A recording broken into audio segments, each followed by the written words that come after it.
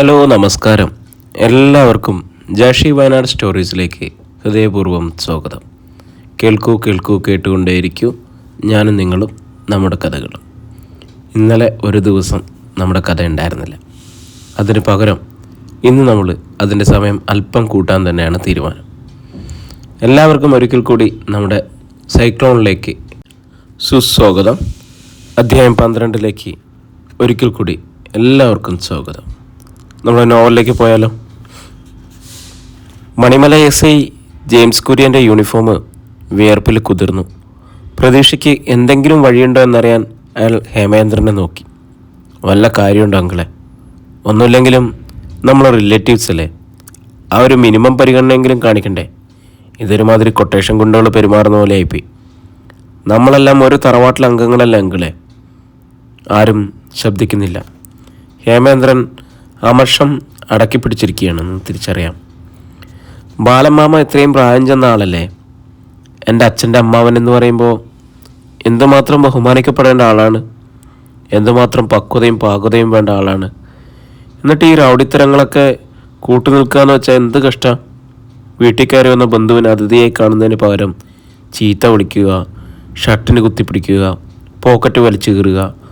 ബാലമാമ എതിർത്ത് ഒരക്ഷരം പറയാതെ ഇതെല്ലാം കണ്ടുകൊണ്ട് നിൽക്കുക. എന്തുകൊണ്ടാണ് ബാലമാമ ഇങ്ങനെയൊക്കെ ചെയ്യുന്നത്? ഞങ്ങൾ എന്ത് തെറ്റ് ചെയ്തു? ബാലകൃഷ്ണ മേനോന് കൃത്യമായിട്ട് ഒരു മറുപടി കിട്ടിയില്ല. സ്ത്രീകളുള്ള വീടല്ലേ ഇത്? അവരുടെ മുന്നിൽ വെച്ചിട്ട് ഇങ്ങനെ ആവാസന്മാരെ പോലെ സംസാരിക്കാനും പെരുമാറാനും പാടുണ്ടോ? ഈ പെൺകുട്ടിയെ ഡാഷ് മോളേന്നൊക്കെ വിളിച്ച് DYSP റാങ്കിലുള്ള ഒരു പോലീസ് ഉദ്യോഗസ്ഥൻ. അവൾ എന്ത് ചെയ്തിട്ടാ? രാജഗോപാൽ സാർ ഒരു സെൻട്രൽ ഗവൺമെൻറ് ഉദ്യോഗസ്ഥനാണ്, അത് നിങ്ങൾക്കെല്ലാം അറിയാമല്ലോ. അപ്പോൾ ഇതിൻ്റെയൊക്കെ പിറകിൽ എന്തോ ചീഞ്ഞു നടന്നു. അതുകൊണ്ടല്ലേ നിങ്ങൾക്ക് ഇത്ര വെപ്രാളം? സന്ദീപ് ചോദിച്ചു. ആരും മിണ്ടുന്നില്ല. ഞാൻ കഴിവേറിയുടെ മോൻ. അപ്പോൾ ആരാ കഴിവേറി? എൻ്റെ അച്ഛൻ, ബാലമാമയുടെ പെങ്ങൾ സുജാതക്കുട്ടിയുടെ മകൻ ജയദേവ് എന്നും പേര്. പക്ഷേ എൻ്റെ അച്ഛൻ കഴിവേറിയല്ല, വേണ്ടി വന്ന കഴിവേറ്റുന്ന ആളാണ്. നിങ്ങളുടെ ഒരാൾ കൊലപാതകയാണെന്ന് തെളിഞ്ഞ ആ കേസ് അച്ഛൻ്റെ കോടതിയിൽ വരും. എൻ്റെ അച്ഛൻ ഒരു പക്ഷേ അയാളെ കഴിവേറ്റിയെന്ന് വരും. അപ്പോൾ ആരായി കഴിവേറി? എൻ്റെ അച്ഛനാണോ? ബാലമാമയാണ് കുറ്റം ചെയ്തതെങ്കിൽ ബാലമാമ കഴിവേറി. അതല്ല ഹരീന്ദ്രൻ അങ്ങളോ ഹേമേന്ദ്രൻ അങ്ങളോ ആണെങ്കിൽ അവരായിരിക്കും കഴിവേറി. ഈ വാക്കിൻ്റെ അർത്ഥം എന്നായാലും കഴിമരത്തിൽ വധശിക്ഷയ്ക്ക് വിധേയനാകാൻ ആണല്ലോ. കേട്ട വലിയ വാക്കാണെന്ന് തോന്നുമെങ്കിലും എന്നിട്ടോ ആരിൽ നിന്നും പ്രതികരണം ഉണ്ടായില്ല. ഫോണുമായി സിറ്റൗട്ടിലേക്ക് പോയിരുന്ന സുനിൽ നാരായണൻ തിരികെ വന്ന് ഫോൺ SI ജെയിംസ് കുര്യന് നേർക്ക് നീട്ടിക്കൊണ്ട് പറഞ്ഞു, SP അദ്ദേഹമാണ്, നിങ്ങളോട് സംസാരിക്കണമെന്ന്. ഫോൺ വാങ്ങുമ്പോൾ ജെയിംസ് കുര്യൻ്റെ കൈ വിറച്ചു. അയാളത് ചെവിക്കരികിൽ ചേർത്ത് പിടിച്ചു. Hello, SP Pramod Harshan here. തൻ്റെ പേര് ജെയിംസ് കുര്യൻ എന്നല്ലേ? മണിമല സ്റ്റേഷൻ. സർ. ജെയിംസ് കുര്യൻ്റെ ചെന്നിയിലൂടെ വലിയ വിയർപ്പ് കുമിളകൾ വരുന്നുണ്ട്. തൻ്റെ സാന്നിധ്യത്തിലല്ലേ താനിപ്പോൾ നിൽക്കുന്ന വീട്ടിൽ ഇത്രയും അതിക്രമം നടന്നത്? സാർ, ഞാൻ ഇവിടെ വന്നത് റിപ്പോർട്ട് ഇവിടെ കിട്ടിയിട്ടുണ്ട്, വിഷ്വൽസ് അടക്കം. അതുകൊണ്ട് താൻ വീടടുത്ത് കിടന്ന് ഉരുളാതെ ചോദിക്കുന്നതിൻ്റെ മറുപടി വൃത്തിയായിട്ട് പറഞ്ഞാൽ മതി. തൻ്റെ സ്റ്റേഷൻ അതിർത്തിയിൽ ഒരു അക്രമം നടന്നാൽ തടയേണ്ട തന്നെ ആ വീട്ടിൽ നടന്ന അക്രമത്തിന് കൂട്ടുന്നു അല്ലേ? സാർ, അത് yes or no? Yes sir. ആരുടെ നിർദ്ദേശപ്രകാരമാണ് താനത് ചെയ്തത്? DYSP ഹേമേന്ദ്രൻ സാർ പറഞ്ഞപ്പോൾ താനങ്ങ് ചെയ്തു കൊടുത്തു അല്ലേടോ? ശരി, താനൊരു കാര്യം ചെയ്യ്. അവിടെ നടന്ന ആക്രമണത്തിൻ്റെ വിശുദ്ധമായ ഒരു അന്വേഷണ റിപ്പോർട്ട് എൻ്റെ ഓഫീസിലെത്തിക്കണം. ആക്രമണത്തിന് എത്ര പേരുണ്ടായിരുന്നോ അത്രയും പേരെ പ്രതിയേർത്ത് കേസെടുക്കണം. FIRൽ ഒരു പഴുതും കാണരുത്. തൻ്റെ കാര്യത്തിൽ എന്ത് നടപടി വേണമെന്ന് ഞാൻ പിന്നീട് അറിയിക്കാം. സർ, ഹേമേന്ദ്രന് ഫോൺ കൊടുക്കൂ. ജെയിംസ് കുര്യൻ രക്ഷപ്പെട്ടു. അയാൾ വ്യഗ്രതയോടെ ഫോൺ ഹേമേന്ദ്രന് നേർക്ക് നീട്ടി. എന്നിട്ട് കർച്ചീഫ് എടുത്ത് മുഖത്തെയും കഴുത്തിലെയും വിയർപ്പിച്ചാലുകൾ ഒപ്പി. Hello sir. ഹേമേന്ദ്രൻ്റെ ഒച്ച ബഹുമാനക്കൂടുതൽ കൊണ്ട് പതിഞ്ഞതാണ്. ഹേമേന്ദ്രൻ, അവിടെ എന്ത് നടന്നു എന്ന് ഞാൻ ചോദിക്കുന്നില്ല. നിങ്ങളുടെ നിർദ്ദേശമനുസരിച്ചല്ലേ എല്ലാം നടന്നത്? സർ. ആണോ അല്ലയോ? അതെ സർ.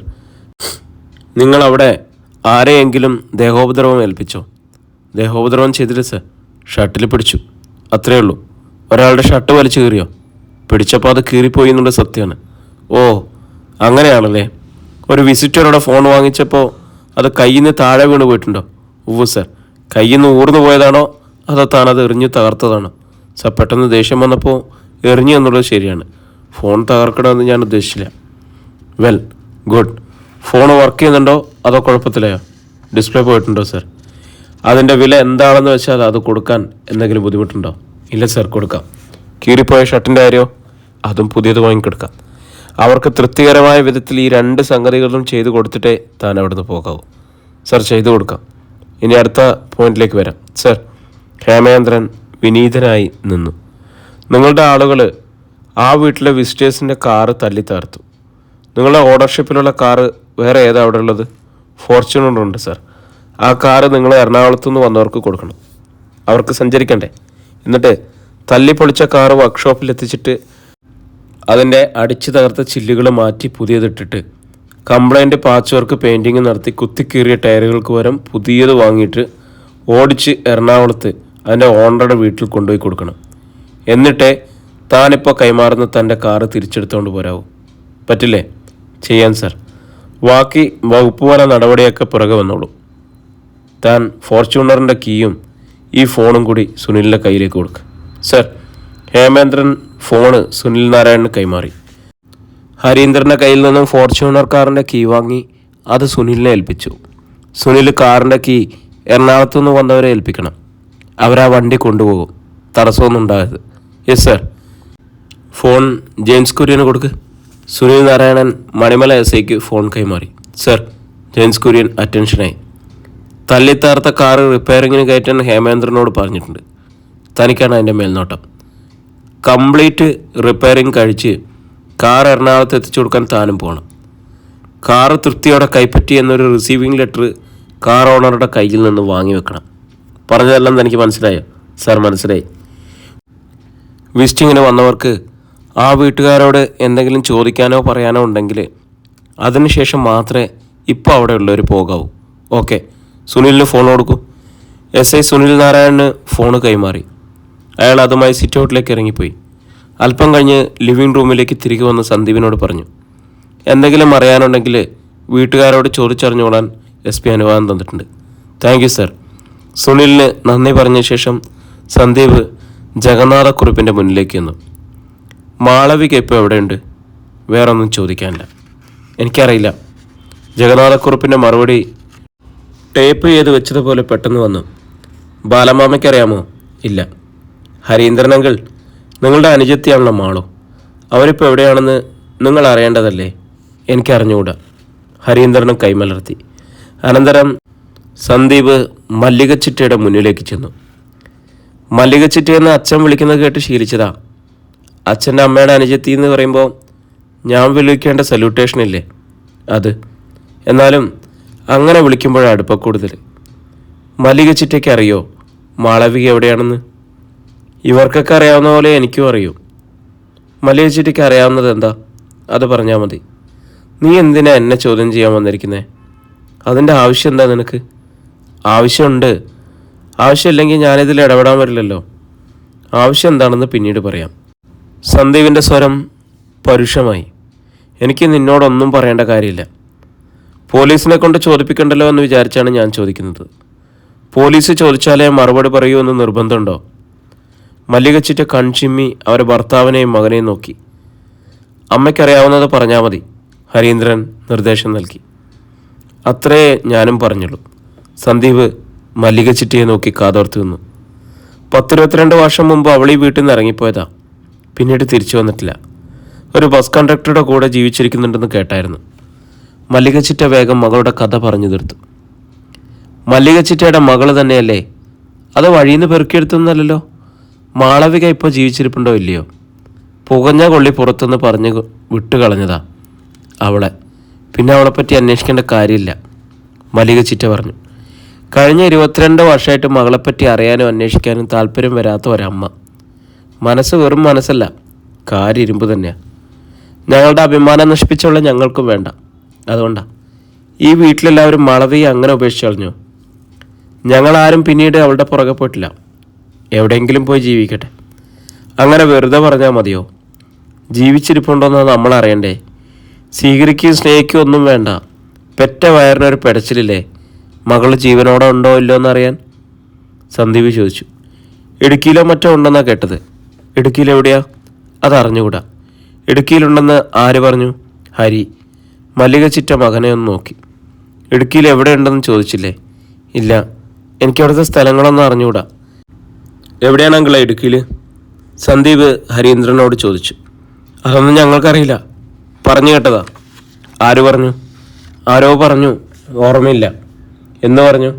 2 വർഷമായി കാണും. മാളവിക ബസ് കണ്ടക്ടറോടൊപ്പം പോയി ജീവിതം തുടങ്ങിയ ശേഷം നിങ്ങൾ ആരും അവളെ കണ്ടിട്ടില്ലേ? ഇല്ല. മാളവികയ്ക്ക് കുട്ടികൾ ആരെങ്കിലും ഉള്ളതായിട്ട് അറിയുമോ? അറിയില്ല. മലയച്ചിട്ട കേട്ടല്ലോ, നിങ്ങൾക്ക് ആർക്കും ഒന്നും അറിയില്ലെന്ന് പറയുന്നത്. ഇനി എനിക്ക് പറയാനുള്ളത് മല്ലിക ചിറ്റ ശ്രദ്ധിച്ച് കേൾക്കണം. നിങ്ങളുടെ മകൾ മാളവിക 1996 ഡിസംബർ 3 പോണ്ടിച്ചേരിയിലെ ഒരു ഹോസ്പിറ്റലിൽ വെച്ച് ഒരു കുഞ്ഞിനെ പ്രസവിച്ചിട്ടുണ്ട്. മാളവികയുടെ പേര് മാറ്റി സിന്ധുജ എന്നാണ് ഹോസ്പിറ്റലിൽ കൊടുത്ത പേര്. പോണ്ടിച്ചേരിയിലെ ബാസി അമ്മാമ്മയുടെ മകൻ മധുവങ്കളുടെ ഭാര്യയാണ് സിന്ധുജ, അഥവാ തങ്കമാൻറ്റി. ആൻറ്റി 1900 ഡിസംബർ 3 പ്രസവിച്ചിട്ടില്ല, ഹോസ്പിറ്റലിൽ അഡ്മിറ്റ് ആയിട്ടുമില്ല. ബാലമ്മാമയും ഹരീന്ദ്രനങ്ങളും ജഗന്നാഥൻ ചെറിയച്ഛനും പിന്നെ ഹേമേന്ദ്രനങ്ങളും കൂടിയാണ് മാളവികയെ പോണ്ടിച്ചേരിക്ക് കൊണ്ടുവന്നതും തിരിച്ചു കൊണ്ടുപോയതും. ബാസി അമ്മാമയും മകനും ചേർന്ന് അവർക്ക് എല്ലാ ഒത്താശയും ചെയ്തു കൊടുത്തു. മാളവിക പ്രസവിച്ച കുഞ്ഞിനെ കൊന്നുകളയാൻ അവർ ഏർപ്പാടാക്കി. ഇത്രയും കാര്യങ്ങൾ കൂടി സംഭവിച്ചതായി എനിക്കറിയാൻ കഴിഞ്ഞിട്ടുണ്ട്. ഇതിന് തെളിവുകളുമുണ്ട്. മല്ലിക ചിറ്റ അന്തം വിട്ട് സന്ദീപനെ തന്നെ തുറച്ചു നോക്കി. പിന്നെ അവരുടെ നോട്ടം ബാലകൃഷ്ണ മേനോനിലേക്കും ഹരീന്ദ്രനിലേക്കും തിരിഞ്ഞു. അമ്മേ, ഇതൊന്നും വിശ്വസിക്കരുത്, അയാളെ പറയുന്നത് പച്ചക്കള്ള, ഹരീന്ദ്രൻ മല്ലിക ചിറ്റയോട് അഭ്യർത്ഥിച്ചു. അത് കേട്ടതോടെ സന്ദീപിന് കാര്യം വ്യക്തമായി. മല്ലിക ചിറ്റയ്ക്കോ കുടുംബത്തിലെ മറ്റു സ്ത്രീജനങ്ങൾക്കോ മാളവികയെ പറ്റി ഒന്നും അറിയില്ല. പുരുഷന്മാരെല്ലാം രഹസ്യമാക്കി വെച്ചിരിക്കുകയാണ്. അധ്യായം 29. ഉണ്ണിമായ വിശ്വാസം വരാതെ തൻ്റെ ഭർത്താവിൻ്റെ മുഖത്തേക്ക് തന്നെ ഉറ്റുനോക്കി. സന്ദീപ് പറഞ്ഞതിന് നഖശികാന്തം ഖണ്ഡിക്കാനുള്ള സുവ്യക്തമായ തെളിവ് ഹരീന്ദ്രൻ കാട്ടിത്തരുമെന്നായിരുന്നു അവളുടെ ധാരണ. ഞാൻ പച്ചക്കള്ള പറയുന്നതെന്ന് ഹരിയങ്കിളിന് തെളിയിക്കാൻ പറ്റുമോ? ഞാൻ തെളിയിക്കാം. നിങ്ങൾ മാളവികയെ പോണ്ടിച്ചേരിക്ക് കൊണ്ടുപോയെന്നും മാളവിക അവിടെ വെച്ച് പ്രസവിച്ചെന്നും ആ പ്രസവമെടുത്ത ഫ്രഞ്ച് ഡോക്ടർ അമീലിയ മാഡത്തെ വരെ ഇൻ്റർവ്യൂ ചെയ്ത ഓഡിയോയുമായിട്ടാണ് ഞാൻ നിങ്ങളുടെ മുന്നിൽ നിൽക്കുന്നത്. മാളവികയെ നിങ്ങൾ പോണ്ടിച്ചേരിക്ക് കൊണ്ടുപോയതിൻ്റെ സകല തെളിവുകളും ഞാൻ കളക്ട് ചെയ്ത് കഴിഞ്ഞു. സന്ദീപ് പറഞ്ഞു. നീ എന്ത് ഭ്രാന്തൊക്കെയാണ് പറയുന്നത്? ഞങ്ങൾക്കെന്താ മാളവിനെ കൊണ്ട് പോണ്ടിച്ചേരിക്ക് പോകേണ്ട കാര്യം? ബാലകൃഷ്ണ മേനോൻ ചോദിച്ചു. ആവശ്യം എന്താണെന്ന് നിങ്ങൾക്കറിയും. ഇല്ലെങ്കിൽ ബാലമാമ പറ. എന്തിനാണ് ഹരിപ്പാട് വന്ന എൻ്റെ അച്ഛനെയും അമ്മയും നിങ്ങൾ ഭീഷണിപ്പെടുത്തിയേ? എന്തിനാണ് രാജഗോപാലങ്ങളുടെ പേരിൽ കള്ളക്കേസ് കെട്ടിച്ചമച്ചതും എറണാകുളത്തെ വീട്ടിൽ മണിമല പോലീസിനെ കൂട്ടിക്കൊണ്ടുവന്ന് അങ്കിളിനെയും ഫാമിലിയും ഹരാസ് ചെയ്തതും? ഞങ്ങൾ ആരെങ്കിലും നിങ്ങളെ ഉപദ്രവിക്കാൻ വന്നോ? നിങ്ങൾ എന്തിനാ ഇപ്പോൾ പോലീസിനെയും ഗുണ്ടകളെയും കൂട്ടി ഇങ്ങോട്ട് പാഞ്ഞു വന്ന് ഞങ്ങളോട് ഇങ്ങനെയൊക്കെ ചെയ്തത്? നിങ്ങളെ വീട്ടിൽ കയറി എന്തെങ്കിലും അതിക്രമം കാട്ടിയോ ഞങ്ങൾ? ബാലകൃഷ്ണ മേനോൻ ഒരു ഉത്തരം കിട്ടാതെ ഹേമേന്ദ്രൻ്റെ നേർക്ക് നോട്ടയച്ചു. എന്താ ഇതിൻ്റെയൊക്കെ അർത്ഥം?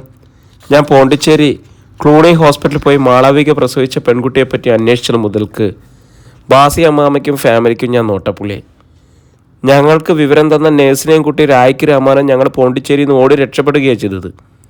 മാളവികയെ പ്രേമിച്ച ബസ് കണ്ടക്ടർ ചന്ദ്രബാബുവിൻ്റെ വീട് അന്വേഷിച്ച് ഞാൻ മണിമലയിൽ വന്ന നിങ്ങൾക്ക് എന്താ നഷ്ടം? ആർക്ക് വേണമെങ്കിലും ഒരു ഉത്തരം പറയാം. ബാലമാമയ്ക്ക് മറുപടി ഇല്ലെങ്കിൽ ജഗന്നാഥൻ ചെറിയച്ഛനും പറയാം. അതല്ലെങ്കിൽ ഹേമേന്ദ്രനങ്കിലോ ഹരീന്ദ്രനങ്കിലോ പറയാം. ആരും മിണ്ടുന്നില്ല. നിങ്ങളുടെയൊക്കെ പ്രവൃത്തി കണ്ടിട്ട് എനിക്ക് മനസ്സിലായ കാര്യം ഞാനങ്ങ് പറയാം. മാളവികയ്ക്കും ചന്ദ്രബാബുവിനും എന്ത് സംഭവിച്ചിട്ടുണ്ട്? നിങ്ങൾ അവരെ കൊന്നു കളഞ്ഞിട്ടുണ്ടായിരിക്കും. അല്ലെങ്കിൽ ഇത്രയ്ക്ക് വിളറി പിടിക്കേണ്ട കാര്യമില്ല. ഞങ്ങൾ ആരെയും കൊന്നിട്ടില്ല. നീ പറഞ്ഞവരെ പറ്റി ഞങ്ങൾക്കൊന്നും അറിയാനും വയ്യ, ബാലകൃഷ്ണ മേനോൻ പറഞ്ഞു. എന്നാൽ പിന്നെ നിങ്ങൾ എന്തിനാ എന്നെ പേടിക്കുന്നത്? ബാലമാമയ്ക്ക് വീട്ടിൽ പോയിട്ട് സമാധാനമായിട്ടിരുന്നൂടെ? സന്ദീപ് ചോദിച്ചു. ഹേമേന്ദ്രൻ അങ്കിളിനാണെങ്കിൽ ഒട്ടും ഭയപ്പെടേണ്ട കാര്യമില്ല. ബാലമാമയുടെ മകളെ കല്യാണം കഴിച്ചു എന്നൊരു തെറ്റ് മാത്രമേ ഹേമേന്ദ്രൻ അങ്കിൾ ചെയ്തിട്ടുള്ളൂ. SP റാങ്കിലോട്ട് പ്രൊമോഷൻ കിട്ടുമ്പോൾ ഇടാനുള്ള കുപ്പായൊക്കെ തയ്പ്പിച്ച് വെച്ചിരിക്കുമല്ലേ. അതിനിടയ്ക്ക് ഇങ്ങനത്തെ കൊട്ടേഷൻ പണിയൊക്കെ ചെയ്യുന്നത് കരിയറിന് ദോഷമായിട്ട് വരില്ലേ? എൻ്റെ കരിയറിൻ്റെ കാര്യം ഓർത്ത് നീ തല പുകയ്ക്കണ്ട, ഞാൻ നോക്കിക്കൊള്ളാം, ഹേമേന്ദ്രൻ പകയോട് പറഞ്ഞു. ഓക്കെ, ഇനി ഞാനിതിൽ ഇടപെടില്ല. ഇനി എനിക്ക് മല്ലിക ചിറ്റയോട് മാത്രമേ പറയാനുള്ളൂ. ചിറ്റയുടെ ഹസ്ബൻഡും മകനും കൂടി മാളവികയെ പോണ്ടിച്ചേരിക്ക് കൊണ്ടുവന്നു. 96 ഡിസംബർ 3 മാളവിക ഒരു പെൺകുഞ്ഞിനെ പ്രസവിച്ചു. ആ കുഞ്ഞിനെ എന്ത് ചെയ്തെന്ന് മാളവികയെ എന്ത് ചെയ്തെന്നും നിങ്ങളുടെ ഹസ്ബൻഡിനും അറിയാം, മകനും അറിയാം. അവർക്ക് സന്മനസ്സുണ്ടെങ്കിൽ നിങ്ങളോടെങ്കിലും സത്യം തുറന്നു പറയട്ടെ. മല്ലിക ചിറ്റയുടെ മുഖത്തെ പാരവശ്യം ദൃശ്യമായിരുന്നു. അവർക്ക് എവിടെയെങ്കിലും ഇരിക്കണം. അല്ലിമയുടെ കയ്യിൽ അവർ മുറുകെ പിടിച്ചു. അല്ലിമ ആദ്യമായി ഒന്ന് പവച്ചുവെങ്കിലും പെട്ടെന്ന് അവരെ താങ്ങി പിടിച്ച് സോഫയിലേക്ക് ഇരുത്തി.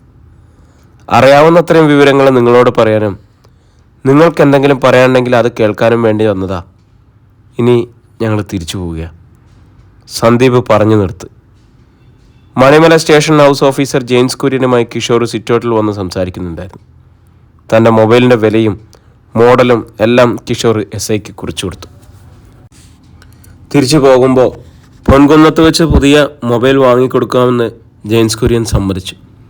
അതിൻ്റെ വില ഹേമചന്ദ്രൻ ഗൂഗിൾ പേയിലൂടെ നൽകാമെന്ന് ധാരണയായി.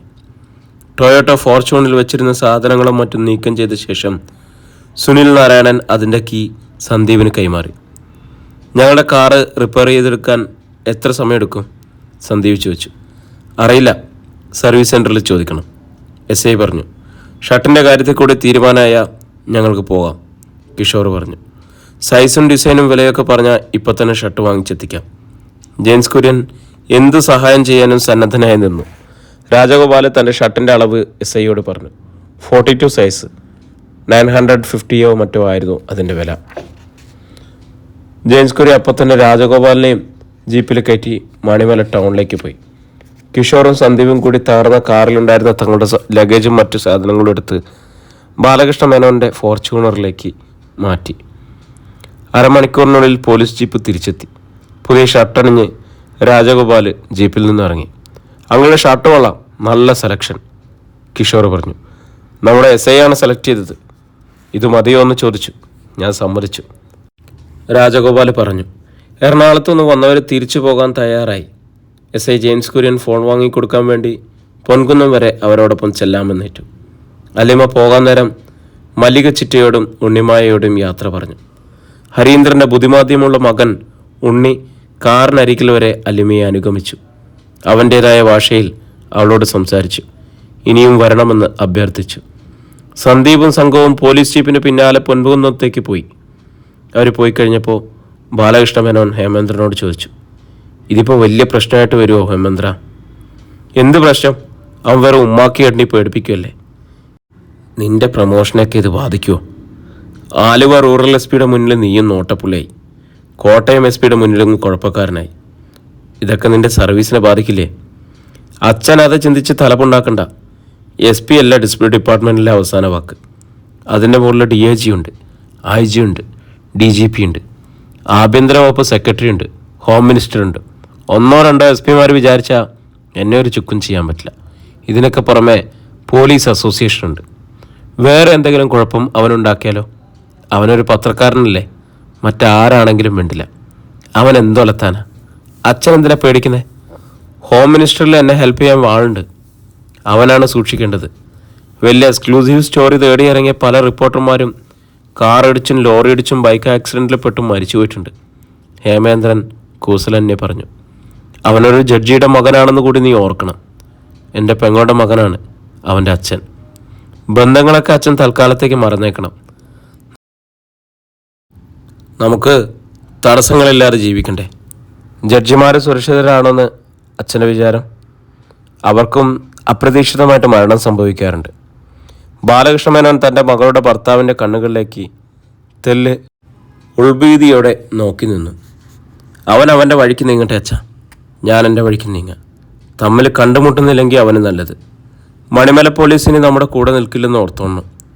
ജെയിംസ് കുര്യനല്ലേ, അയാളെ ഒരാഴ്ചക്കകം സസ്പെൻഡ് ചെയ്തോളൂ എന്നുള്ള ഓർഡർ വരും. അപ്പോൾ മറ്റൊരു SI വരും മണിമല സ്റ്റേഷനിൽ. അപ്പോൾ നമ്മുടെ കൂടെ നിൽക്കും, ഹേമേന്ദ്രൻ നിസാരമട്ടി പറഞ്ഞു. എന്തൊക്കെയാ ബാലേട്ടാ നിങ്ങളീ പറയുന്നത്? ജയൻകുട്ടൻ്റെ മോൻ പറഞ്ഞിട്ട് പോയതൊക്കെ സത്യമാണോ? മാളുവിനെ നിങ്ങളെല്ലാം കൂടി മല്ലിക ചിറ്റ ആശങ്കയോടെ ബാലകൃഷ്ണനെയും ജഗന്നാഥക്കുറുപ്പിനെയും നോക്കിക്കൊണ്ട് ചോദിച്ചു. അതൊന്നും സത്യമല്ല, ഹേമേന്ദ്രൻ കർക്കശമായി പറഞ്ഞു. ഞങ്ങൾ പറയുന്നതാണ് സത്യം, അത് വിശ്വസിച്ചാൽ മതി. കൂടുതൽ ചോദ്യങ്ങളൊന്നും വേണ്ട. അങ്ങനെ നിങ്ങൾ പറയുന്നതെല്ലാം കണ്ണടച്ച് വിശ്വസിക്കാൻ ഞങ്ങളെന്താ അത്രയ്ക്കും വിഡ്ഢികളാണോ? ഉണ്ണിമായയ്ക്ക് ഹേമേന്ദ്രൻ്റെ കൽപ്പന അശേഷം രസിച്ചില്ല. ആണടി, നീയൊക്കെ വെറും പൊട്ടിയ. അതിൻ്റെ ഒന്നാന്തരം തെളിവാണല്ലോ ആ നിൽക്കുന്ന മന്ദബുദ്ധി. ഹേമേന്ദ്രൻ ഉണ്ണിയുടെ നേർക്ക് വിരൽ ചൂണ്ടി. എൻ്റെ മോനെ പറഞ്ഞാലുണ്ടല്ലോ എൻ്റെ സ്വഭാവം മാറും. പറഞ്ഞേക്കാം, ഇറങ്ങിപ്പോടാ എൻ്റെ വീട്ടിൽ നിന്ന്. ഉണ്ണിമായ നിന്ന് ജ്വലിച്ചു. മകൻ്റെ ബുദ്ധിമാന്ദ്യം ആയമ്മയ്ക്ക് തീരെ സങ്കടമാണ്. ഉണ്ണിയെ ആരെങ്കിലും പരിഹസിക്കുന്നത് അവർക്ക് സഹിക്കാൻ പറ്റില്ല. ലോകത്തെ മറ്റൊരേതൊരമ്മയേക്കാളും വാത്സല്യത്തോടെ സ്നേഹത്തോടും കൂടിയാണ് അവൾ മകനെ കാത്തുപരിപാലിക്കുന്നത്. നിന്റെ മകനെ പറഞ്ഞ നീ എന്തു ചെയ്യടി? ഹേമേന്ദ്രൻ കലിപൂണ്ട് ഉണ്ണിമയുടെ മുന്നിലേക്ക് ചെന്നു. വായടച്ച് മിണ്ടാതിരുന്നു ഡാഷുമോളെ, എൻ്റെ അടുത്ത് കുറയ്ക്കാൻ വരരുത്. ഹേമേന്ദ്രൻ ചൂണ്ടുവിരൽ ഉണ്ണിമയുടെ മൂക്കിൻ തുമ്പിൽ തൊട്ടിലെന്ന മട്ടിൽ നിന്ന് വിറച്ചു. തൻ്റെ അമ്മയെ ആക്രമിക്കുകയാണെന്ന് കരുതി ഉണ്ണി ചീറിക്കൊണ്ടുവന്ന് ഹേമേന്ദ്രനെ പിടിച്ചു തള്ളി. വേച്ചുപോയ ഹേമേന്ദ്രൻ കൈ നിവർത്തി അവൻ്റെ ചെകിട്ടത്തൊന്ന് പൊട്ടിച്ചു. അടിയേറ്റ് ഉണ്ണി വേച്ച് നിലത്ത് പോയിരുന്നു. കണ്ണു കാണാതെ അവൻ 2 കൈകൊണ്ടും നിലത്ത് പരുതി. മോനെ ഉണ്ണി എന്ന് നിലവിളിച്ചുകൊണ്ട് ഉണ്ണിമായ നിലത്ത് മുട്ടുകുത്തി അവനെ താങ്ങിപ്പിടിച്ചു. എന്താ ഹേമേന്ദ്ര നീ കാണിക്കുന്നത്? നിനക്ക് സുബോധമില്ലാണ്ടായോ? ബാലകൃഷ്ണ മേനോൻ ശാസിച്ചു. ഉണ്ണിമായ മകനെ താങ്ങി എഴുന്നേൽപ്പിച്ചിട്ട് അന്താളിച്ചു നിന്ന തൻ്റെ ഭർത്താവിനോട് ചങ്കുകൊട്ടി ചോദിച്ചു. നിങ്ങൾ കണ്ടില്ലേ അരിയേട്ടാ, നിങ്ങളുടെ മകനെയല്ലേ ഈ മൃഗം അടിച്ചത്? നിങ്ങൾക്കൊന്നും പറയാനില്ലേ? അച്ഛനെന്താ ഒന്നും മിണ്ടാത്തെ? അവനൊക്കെ വാ തുറക്കണമെങ്കിൽ ഞാൻ പറയണം. നീ ആദ്യം നിൻ്റെ നിലയ്ക്ക് നില്ലേ? ഹേമേന്ദ്രൻ ഭീഷണിപ്പെടുത്തി. ഉണ്ണിമായ 2 നിമിഷം ഭർത്താവിനെ തുറച്ചു നോക്കി നിന്നു. അതിനുശേഷം ഉണ്ണിയേയും കൂട്ടി തൻ്റെ മുറിയിലേക്ക് പോയി. അവൻ കവളത്ത് തൊട്ട് കാണിച്ച് അക്ഷരങ്ങളില്ലാത്ത ഭാഷയിൽ പരാതി പറയുന്നുണ്ടായിരുന്നു. മുറിയിൽ കടന്ന ഉടനെ ഉണ്ണിമായ മൊബൈൽ ഫോൺ എടുത്ത് ചെറുവള്ളിക്കാവിലെ തൻ്റെ വീട്ടിലേക്ക് വിളിച്ചു. ഹേമേന്ദ്ര, നീ ചെയ്തത് മോശമായിപ്പോയി. ജഗന്നാഥക്കുറിപ്പ് കുറ്റപ്പെടുത്തി. എന്നെ ആരും പഠിപ്പിക്കാൻ വരണ്ട. എനിക്കറിയാം എന്തൊക്കെ ചെയ്യണമെന്നും ചെയ്യരുതെന്നും. ഇനി എന്തിനാ ഇവിടെ നിൽക്കുന്നത്? പോകാം, ബാലകൃഷ്ണ മേനോൻ പറഞ്ഞു. അവർ സിറ്റൗട്ടിലേക്ക് ഇറങ്ങിയപ്പോഴേക്കും ജെയിംസ് കുര്യൻ്റെ കോൾ വന്നു. പൊൻകുന്നത്തു നിന്നും കിഷോർ ഫോൺ വാങ്ങിയ വിവരം പറയാൻ വേണ്ടി വിളിച്ചതാണ്. ജെയിംസ് കുര്യൻ പറഞ്ഞ തുക ഹേമേന്ദ്രൻ ഗൂഗിൾ പേ ചെയ്തു കൊടുത്തു. അതിനുശേഷം മുറ്റത്തിറങ്ങി തൻ്റെ ഗുണ്ടകൾ തല്ലിത്താർത്ത കാറിൻ്റെ കേടുപാടുകൾ നോക്കി. നിന്റെ സമയം ചീത്തയായ ഹേമേന്ദ്ര. മോശം സമയത്ത് നമ്മൾ എന്ത് ചെയ്താലും നമുക്കത് തിരിച്ചടിക്കും, ബാലകൃഷ്ണ മേനോൻ പറഞ്ഞു. എനിക്കറിയാം നല്ല സമയം ചീത്ത സമയം. ഹേമേന്ദ്രൻ നീരസം കൊണ്ടു. അവർ ഹേമേന്ദ്രനെ പോലീസ് ഇന്നോവയിൽ കയറാൻ ഭാവിക്കുമ്പോൾ ഒരു ലാൻഡ് റോവർ ജീപ്പ് വന്നു ഗേറ്റിൽ നിന്നും. അതിൽ നിന്നും 2 ചെറുപ്പക്കാരനും അധികായനായ ഒരു വൃദ്ധനും ഇറങ്ങി. ഉണ്ണിമായയുടെ അച്ഛനും ആങ്ങളമാരുമായിരുന്നു അത്. ബാലകൃഷ്ണ മേനോൻ ചകിതനായി ഹേമേന്ദ്രനെ നോക്കി. ഞാൻ അപ്പോഴേ പറഞ്ഞില്ലേ നിൻ്റെ അടുത്ത് വേണ്ടായിരുന്നു എന്ന്. ഹേമേന്ദ്രൻ പതറാതെ നെഞ്ചുവിരിച്ചു നിന്നു. യൂണിഫോമിൽ നിൽക്കുന്നതിൻ്റെ ധൈര്യം അയാളുടെ മുഖത്ത് പ്രതിഫലിച്ചു. 6.25 അടി ഉയരത്തിൽ തലയെടുപ്പുള്ള വൃദ്ധൻ ഹേമേന്ദ്രന് മുന്നിലേക്ക് വന്നു. സാറ് പോലീസാണ്, ക്രൈംബ്രാഞ്ച് DYSP ആണ്. നമ്മൾ ബന്ധുക്കളാണ്. ഇതെല്ലാം എനിക്കും അറിയാം, സാറിനും അറിയാം. സാറിൻ്റെ മകളെ ചീത്ത വിളിച്ചോ? ശരിയാണോ അവൾ ഫോണിൽ വിളിച്ചു പറഞ്ഞത്? ഹേമേന്ദ്രൻ കണ്ണുമയ്ക്കാതെ അയാളെ നോക്കി നിന്നു. ശരിയാണോ? ഒരു സംഗതി കേട്ടാൽ ശരിയാണോ എന്ന് ചോദിച്ചിട്ടല്ലാതെ ഞാനൊന്നും ചെയ്യാറില്ല. അല്ലെങ്കിൽ അല്ലാന്ന് പറ. ഉത്തരവില്ല. സാറ് വീട്ടിനകത്തോട്ട് കയറിയട്ടെ, വൃദ്ധൻ നിർദ്ദേശിച്ചു. ഇപ്പോൾ തന്നെ ഇതൊന്ന് പറഞ്ഞു തീർത്തിട്ട് പോകാം, അല്ലെങ്കിൽ മനസ്സിൽ കിടക്കും. വാ. വൃദ്ധൻ മുമ്പേ നടന്നു. സാറ് ചെല്ല്, പറഞ്ഞു തീർക്കാം, വഷളാക്കണ്ട, മക്കളിൽ ഒരാൾ പറഞ്ഞു. ഇന്നോവയിൽ കയറി ഓടിച്ചു പോയാലോ എന്ന് ഹേമേന്ദ്രൻ ആദ്യം ആലോചിച്ചു. പക്ഷെ ഗേറ്റ് അടഞ്ഞാണ് ലാൻഡ് റോവർ. ഉണ്ണിമായോട് പ്രതികരിച്ചപ്പോൾ അവൾ ചെറുവള്ളിക്കാവിലെ ജന്മി കുടുംബത്തിലെ അംഗമാണെന്നോ അവളുടെ അച്ഛനും ആങ്ങളമാരും പ്രബലന്മാരാണെന്നോ ചിന്തിച്ചിട്ടില്ല. അധ്യായം 30. ലിവിംഗ് റൂം കടന്ന് ഹാളിലേക്ക് എത്തിയിട്ട് ജനാർദ്ദനക്കുറുപ്പ് മകളെ തെല്ലുറക്കെ വിളിച്ചു. ഉണ്ണിമായ മകനെയും കൂട്ടി ഹാളിലേക്ക് വന്നു. ജനാർദ്ദനക്കുറുപ്പ് മകളുടെ മുന്നിലേക്ക് നീങ്ങി. മോളെ, നിൻ്റെ പരാതി എന്താ? ഞങ്ങൾ ചെറുവള്ളിക്കാവിൽ നിന്ന് മണിമലയ്ക്ക് വന്നുകൊണ്ടിരിക്കുമ്പോഴാണ് നിൻ്റെ വിളി. പറ, എന്താ ഉണ്ടായത്? ഈ നിൽക്കുന്ന ഹേമേട്ടൻ എന്നെ ചീത്ത വിളിച്ചു, ഉണ്ണിമായ പറഞ്ഞു. പിന്നെ ഉണ്ണിക്കുട്ടൻ്റെ മുഖത്തടിച്ചു. ആദ്യം നിൻ്റെ പ്രശ്നത്തിന് പരിഹാരം ഉണ്ടാക്കാം, അത് കഴിഞ്ഞ് മതി അടുത്തത്. ജനാർദ്ദനക്കുറുപ്പ് ഹേമേന്ദ്രനെ അരികെ വിളിച്ചു. നേരാണോ ഹേമേന്ദ്ര? നീ ചീത്ത വിളിച്ചോ അവളെ? ഹേമേന്ദ്രൻ മിണ്ടാതെ തലയാഴ്ത്തി. ആരാണ് സാക്ഷികൾ? ജനാർദ്ദനക്കുറുപ്പ് ബാലകൃഷ്ണ മേനോനെയും ജഗന്നാഥനെയും ഹരീന്ദ്രനെയും നോക്കി. അവർ 3 പേരും മിണ്ടാതെ നിന്നു. അപ്പോൾ ഹേമേന്ദ്ര, നീ ഒരു ക്ഷമ പറഞ്ഞു നോക്ക് ഇവളോട്. പറയാൻ എന്തെങ്കിലും തടസ്സമുണ്ടോ? ഹേമേന്ദ്രൻ മിണ്ടുന്നില്ല. മുരളി, മനോജ, മക്കൾക്ക് ജനാർദ്ദനക്കുറുപ്പ് സജ്ജ നൽകി. പെട്ടെന്ന് ഹേമേന്ദ്രൻ ഒന്നിളകി നിന്നി. ഞാൻ സോറി പറയാം. പറയാമെന്ന് പറഞ്ഞാൽ പോരാ, പറയണം. ഇപ്പോൾ തന്നെ കൈകൂപ്പി നിന്നോണം. എന്നിട്ട് പറയണം. എൻ്റെ മകളുടെ മുഖത്ത് നോക്കി പറയണം. അല്ലാതെ ഹേമേന്ദ്രന് ഗത്യന്തരമില്ലായിരുന്നു. ജനാർദ്ദനക്കുറുപ്പിനെയും മക്കളെയും അറിയാത്തവരായിട്ട് ചെറുവള്ളിക്കാവിലോ പരിസരത്തോ ആരുമില്ല. ഇപ്പോഴും ആനകളെ സംരക്ഷിക്കുന്ന കുടുംബമാണ്. വർഷങ്ങൾക്ക് മുമ്പ് ഹരീന്ദ്രൻ ഉണ്ണിമായെ പ്രേമിക്കുമ്പോൾ അവൾ ചെറുവള്ളിക്കാവിലെ പലരുടെയും ഉറക്കം കെടുത്തിയ സുന്ദരിയായിരുന്നു. പാട്ടുകാരിയും നർത്തകിയുമായിരുന്നു. അന്ന് ഹരീന്ദ്രന് ഭക്തി കൂടുതലാണ്. ചെറുവള്ളിക്കാവ് ഭഗവതിയാണ് ശരണം. ക്ഷേത്രദർശനം ഒരൊറ്റ ദിവസം പോലും മുടങ്ങാറില്ല. ആ ഭക്തിയുടെ അടിസ്ഥാന കാരണം ഉണ്ണിമായായിരുന്നു. തൊഴാൻ വരുമ്പോഴും കാണാം, മിണ്ടാം, പ്രണയലിഖിതങ്ങൾ കൂടെ കൈമാറാം. അന്ന് ഹരീന്ദ്രന് ആനയും അമ്പാരിയും നാട്ടുപ്രമാണിത്വം ഒക്കെയുള്ള ജനാർദ്ദനക്കുറുപ്പിനെയും ആൺമക്കളെയും ഭയമായിരുന്നു. ആനക്കാലുകൾക്കിടയിലൂടെയാണ് ഉണ്ണിമായെ താൻ കടത്തിക്കൊണ്ടുവന്നതെന്ന് ആദ്യകാലത്ത് ഹരീന്ദ്രൻ വീമ്പു പറയായിരുന്നു. മണിമല പോലീസിൻ്റെ കൂടി സാന്നിധ്യത്തിൽ നടന്ന കൂടിയാലോചനയിലും ചർച്ചയിലുമാണ് അന്ന് പ്രശ്നം പരിഹരിക്കപ്പെട്ടത്. നാട്ടിലും വീട്ടിലും ദുഷ്പേരുണ്ടാക്കാത്ത വിധം മകളെ ഹരീന്ദ്രന് വിവാഹം ചെയ്തു കൊടുത്ത് ജനാർദ്ദനക്കുറുപ്പ് ബന്ധുത്വം ഉറപ്പിച്ചു. അന്നും ഇന്നും ഹരീന്ദ്രന് ജനാർദ്ദനക്കുറുപ്പിനോടും മകളോടും വിധേയത്വമാണുള്ളത്. പറഞ്ഞോ, സമയം കളയണ്ട. ജനാർദ്ദനക്കുറുപ്പിൻ്റെ ഒച്ചതാണ്. ക്ഷമ കെടുന്നതിൻ്റെ ലക്ഷണമാണെന്ന് ഉണ്ണിമായ്ക്കറിയാതെ. സോറി, ഹേമേന്ദ്രൻ പറഞ്ഞു. അങ്ങനെ പറഞ്ഞാൽ പോരാ. ജനാർദ്ദനക്കുറുപ്പ് കണ്ണു ചിമ്മി. ഞാൻ നിങ്ങളുടെ വീട്ടിൽ അതിക്രമിച്ച് കയറി വന്ന് കാവുംപടിക്കൽ ജനാർദ്ദനക്കുറുപ്പിൻ്റെ മകളായ ഉണ്ണിമായെ കഴിവേറിയുടെ മകളെ എന്ന് വിളിച്ചതിൽ ഖേദിക്കുന്നു. ക്ഷമിക്കണം, ഇനി ആ തെറ്റ് ആവർത്തിക്കില്ല. അത്രയും പറയണം. ഹേമേന്ദ്രൻ കൈകൂപ്പാൻ വിസമ്മതിച്ചപ്പോൾ ജനാർദ്ദനക്കുറുപ്പ് പറഞ്ഞു, എൻ്റെ ക്ഷമ പരീക്ഷിക്കരുത്. ഹേമേന്ദ്രൻ കൈയെടുത്ത് കൂപ്പി. ജനാർദ്ദനക്കുറുപ്പ് പറഞ്ഞു കൊടുത്തതുപോലെ തന്നെ ക്ഷമാപണം നടത്തി. അതിനുശേഷം പെട്ടെന്ന് പിന്തിരിഞ്ഞു പോകാൻ തുനിഞ്ഞ ഹേമേന്ദ്രനെ കുറിപ്പ് തടഞ്ഞു. അങ്ങനെ പോകാൻ വരട്ടെ. ഒരു കേസ് കൂടി പറഞ്ഞു തീർക്കാതെ. ഉണ്ണിയെ സാറ അടിച്ചില്ലേ? ബുദ്ധി വളർച്ചയില്ലാത്ത ചെക്കനല്ലേ അവൻ. സാധാരണ മനുഷ്യജീവിയെ പോലെ അല്ല നമ്മളവനെ കാണേണ്ടത്. ഇരട്ടി സ്നേഹം കൊടുക്കണം, ഇരട്ടി അലിവും വാത്സല്യവും കൊടുക്കണം. മനുഷ്യൻ്റെ എല്ലാ നന്മകളും അവനെ കൊടുക്കുമ്പോൾ 2 മടങ്ങ് കൊണ്ട് കൊടുക്കണം. അവൻ എന്നെ പിടിച്ച് തള്ളിയത് കൊണ്ടാണ് ഞാൻ അടിച്ചത്. സാറ് ന്യായമൊന്നും പറയല്ലേ. സാറ് യൂണിഫോമിലായതുകൊണ്ടാണ് ഞാൻ ആനക്കാരൻ്റെ ഭാഷയിൽ സംസാരിക്കാത്തത്. അതും എനിക്കറിയാം. എൻ്റെ പറമ്പിലെ കെട്ടുതറയിൽ ഇപ്പോഴും 2 ആന നിൽപ്പുണ്ട്. ബുദ്ധിയില്ലാത്ത ചെക്കൻ സാറിനെ പിടിച്ചു തള്ളിയ ബുദ്ധിയുള്ള സാർ അവൻ്റെ ചെകിട്ടത്തടിക്കുകയാണ് വേണ്ടത്. ഹേമേന്ദ്രൻ പിന്തിരിഞ്ഞു നോക്കി. ജനാർദ്ദനക്കുറുപ്പിൻ്റെ ആൺമക്കൾ 2ഉം മുരളിയും മനോജും വാതിക്കൽ നിൽപ്പുണ്ട്. ഞാനെന്താ ചെയ്യേണ്ടത്? ഹേമേന്ദ്രൻ ചോദിച്ചു. മോളെ, ഉണ്ണിയെ വിളിച്ചോണ്ട് വാ, ജനാർദ്ദനക്കുറുപ്പ് പറഞ്ഞു. ഉണ്ണിമായ മുറിയിലേക്ക് പോയി മകനെ വിളിച്ച് കയ്യിൽ പിടിച്ചുകൊണ്ട് വന്നു. അവൻ്റെ കുട്ടിത്തോളുള്ള കണ്ണിൽ അപ്പോഴും കണ്ണീരിൻ്റെ നനവുണ്ടായിരുന്നു. അവൻ്റെ മുഖത്ത് അപ്പോഴും സങ്കടത്തിൻ്റെ അലകളുണ്ടായിരുന്നു. എന്നാൽ ജനാർദ്ദനക്കുറുപ്പിനെയും അമ്മാവന്മാരെയും കണ്ടതോടെ അവൻ ആഹ്ലാദചിത്തനായി. എല്ലാം മറന്ന് നിറകൺചിരിയോടെ അവൻ അവരുടെ അടുത്തേക്ക് ഓടിച്ചെന്നു. ആദ്യം മുത്തശ്ശനെ ആശ്ലേഷിച്ച് ആഹ്ലാദ സ്വരങ്ങൾ പുറപ്പെടുവിച്ചു. പിന്നെ അമ്മാവന്മാരൻ 2 പേരെ. ഉണ്ണി, ഇങ്ങ് വാമോനെ, ജനാർദ്ദനക്കുറുപ്പ് വിളിച്ചു. അവൻ അനുസരണയോടെ ചെന്നു. നിന്നെ ആരാ ചെകിട്ടത്തടിച്ചത്? അവൻ ഹേമേന്ദ്രൻ്റെ ചൂണ്ടിക്കാട്ടി. എന്നിട്ട് കവളത്ത് തൊട്ട് കാണിച്ചു. അടികിട്ടിയ ഓർമ്മയിൽ വീണ്ടും അവൻ്റെ കണ്ണ് നിറഞ്ഞു. കണ്ണിൽ ചൂണ്ടുവിരൽ തൊട്ട് ആ നനവ് അവൻ ജനാർദ്ദനക്കുറുപ്പിനെ കാണിച്ചു. കുറുപ്പ് അവനെ ഹേമേന്ദ്രൻ്റെ മുന്നിൽ കൊണ്ടുവന്ന് നിർത്തി. ഉണ്ണി, നിനക്ക് തന്നത് ഒരെണ്ണല്ലേ? 2 എണ്ണം നീ തിരിച്ചു കൊടുത്തേക്ക്, കടം തീരട്ടെ. അയാൾ ഹേമേന്ദ്രൻ്റെ 2 കവിളത്തും തൊട്ട് കാണിച്ചു. ഒരെണ്ണം ഇവിടെ, ഒരെണ്ണം അവിടെ. ഹേമേന്ദ്രൻ ഞെട്ടിപ്പോയി.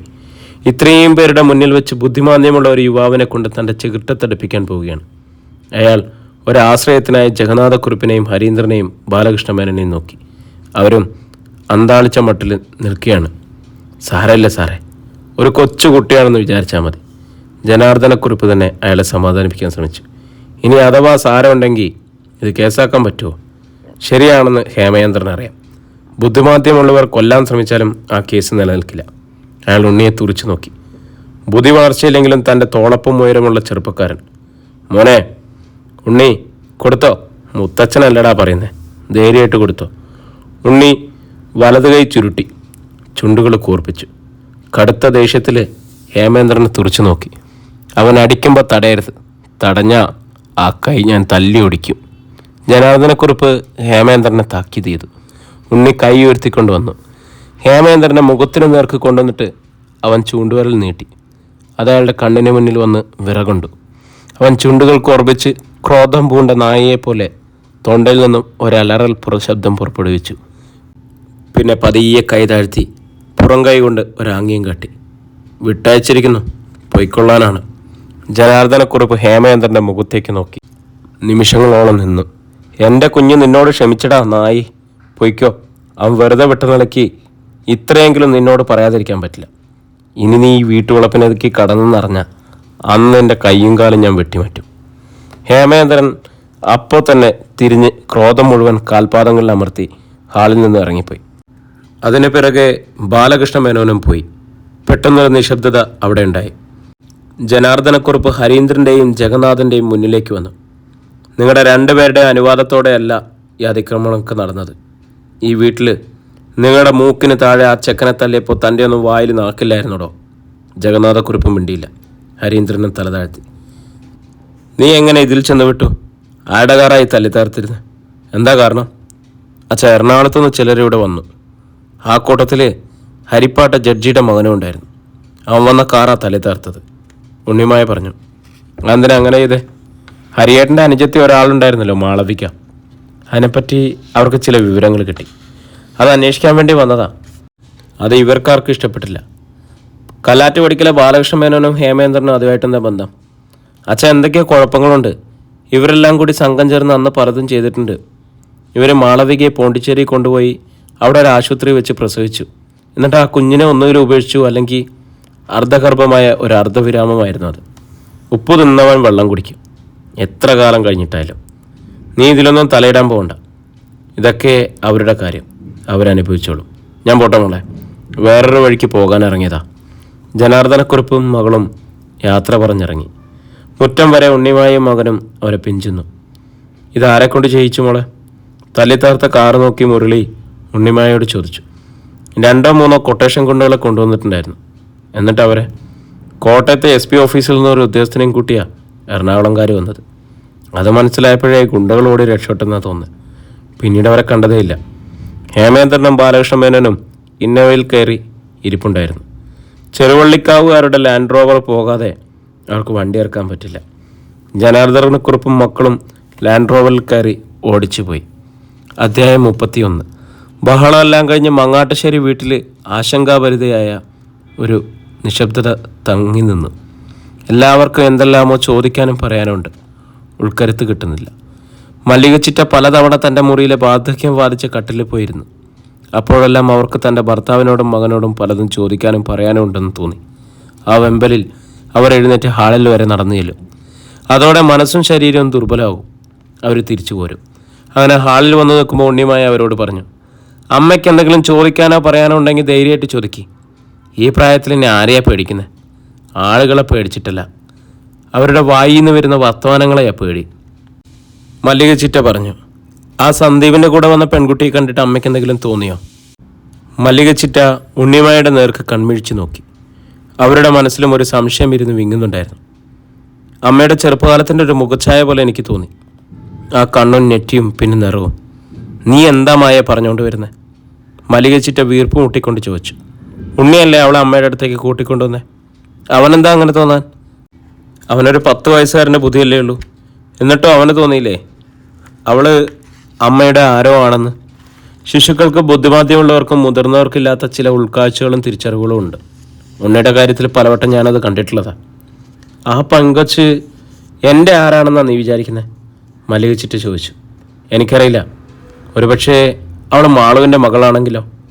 അത് കേട്ടതും മല്ലിക ചിറ്റയുടെ പാദം മുതൽ നെറുക വരെ ഒരു തരിപ്പ്. അതിങ്ങനെ പടർന്നു കയറി. തലമുടിയെല്ലാം കോർത്തു നിൽക്കുന്ന പോലെ അവർക്ക് തോന്നി.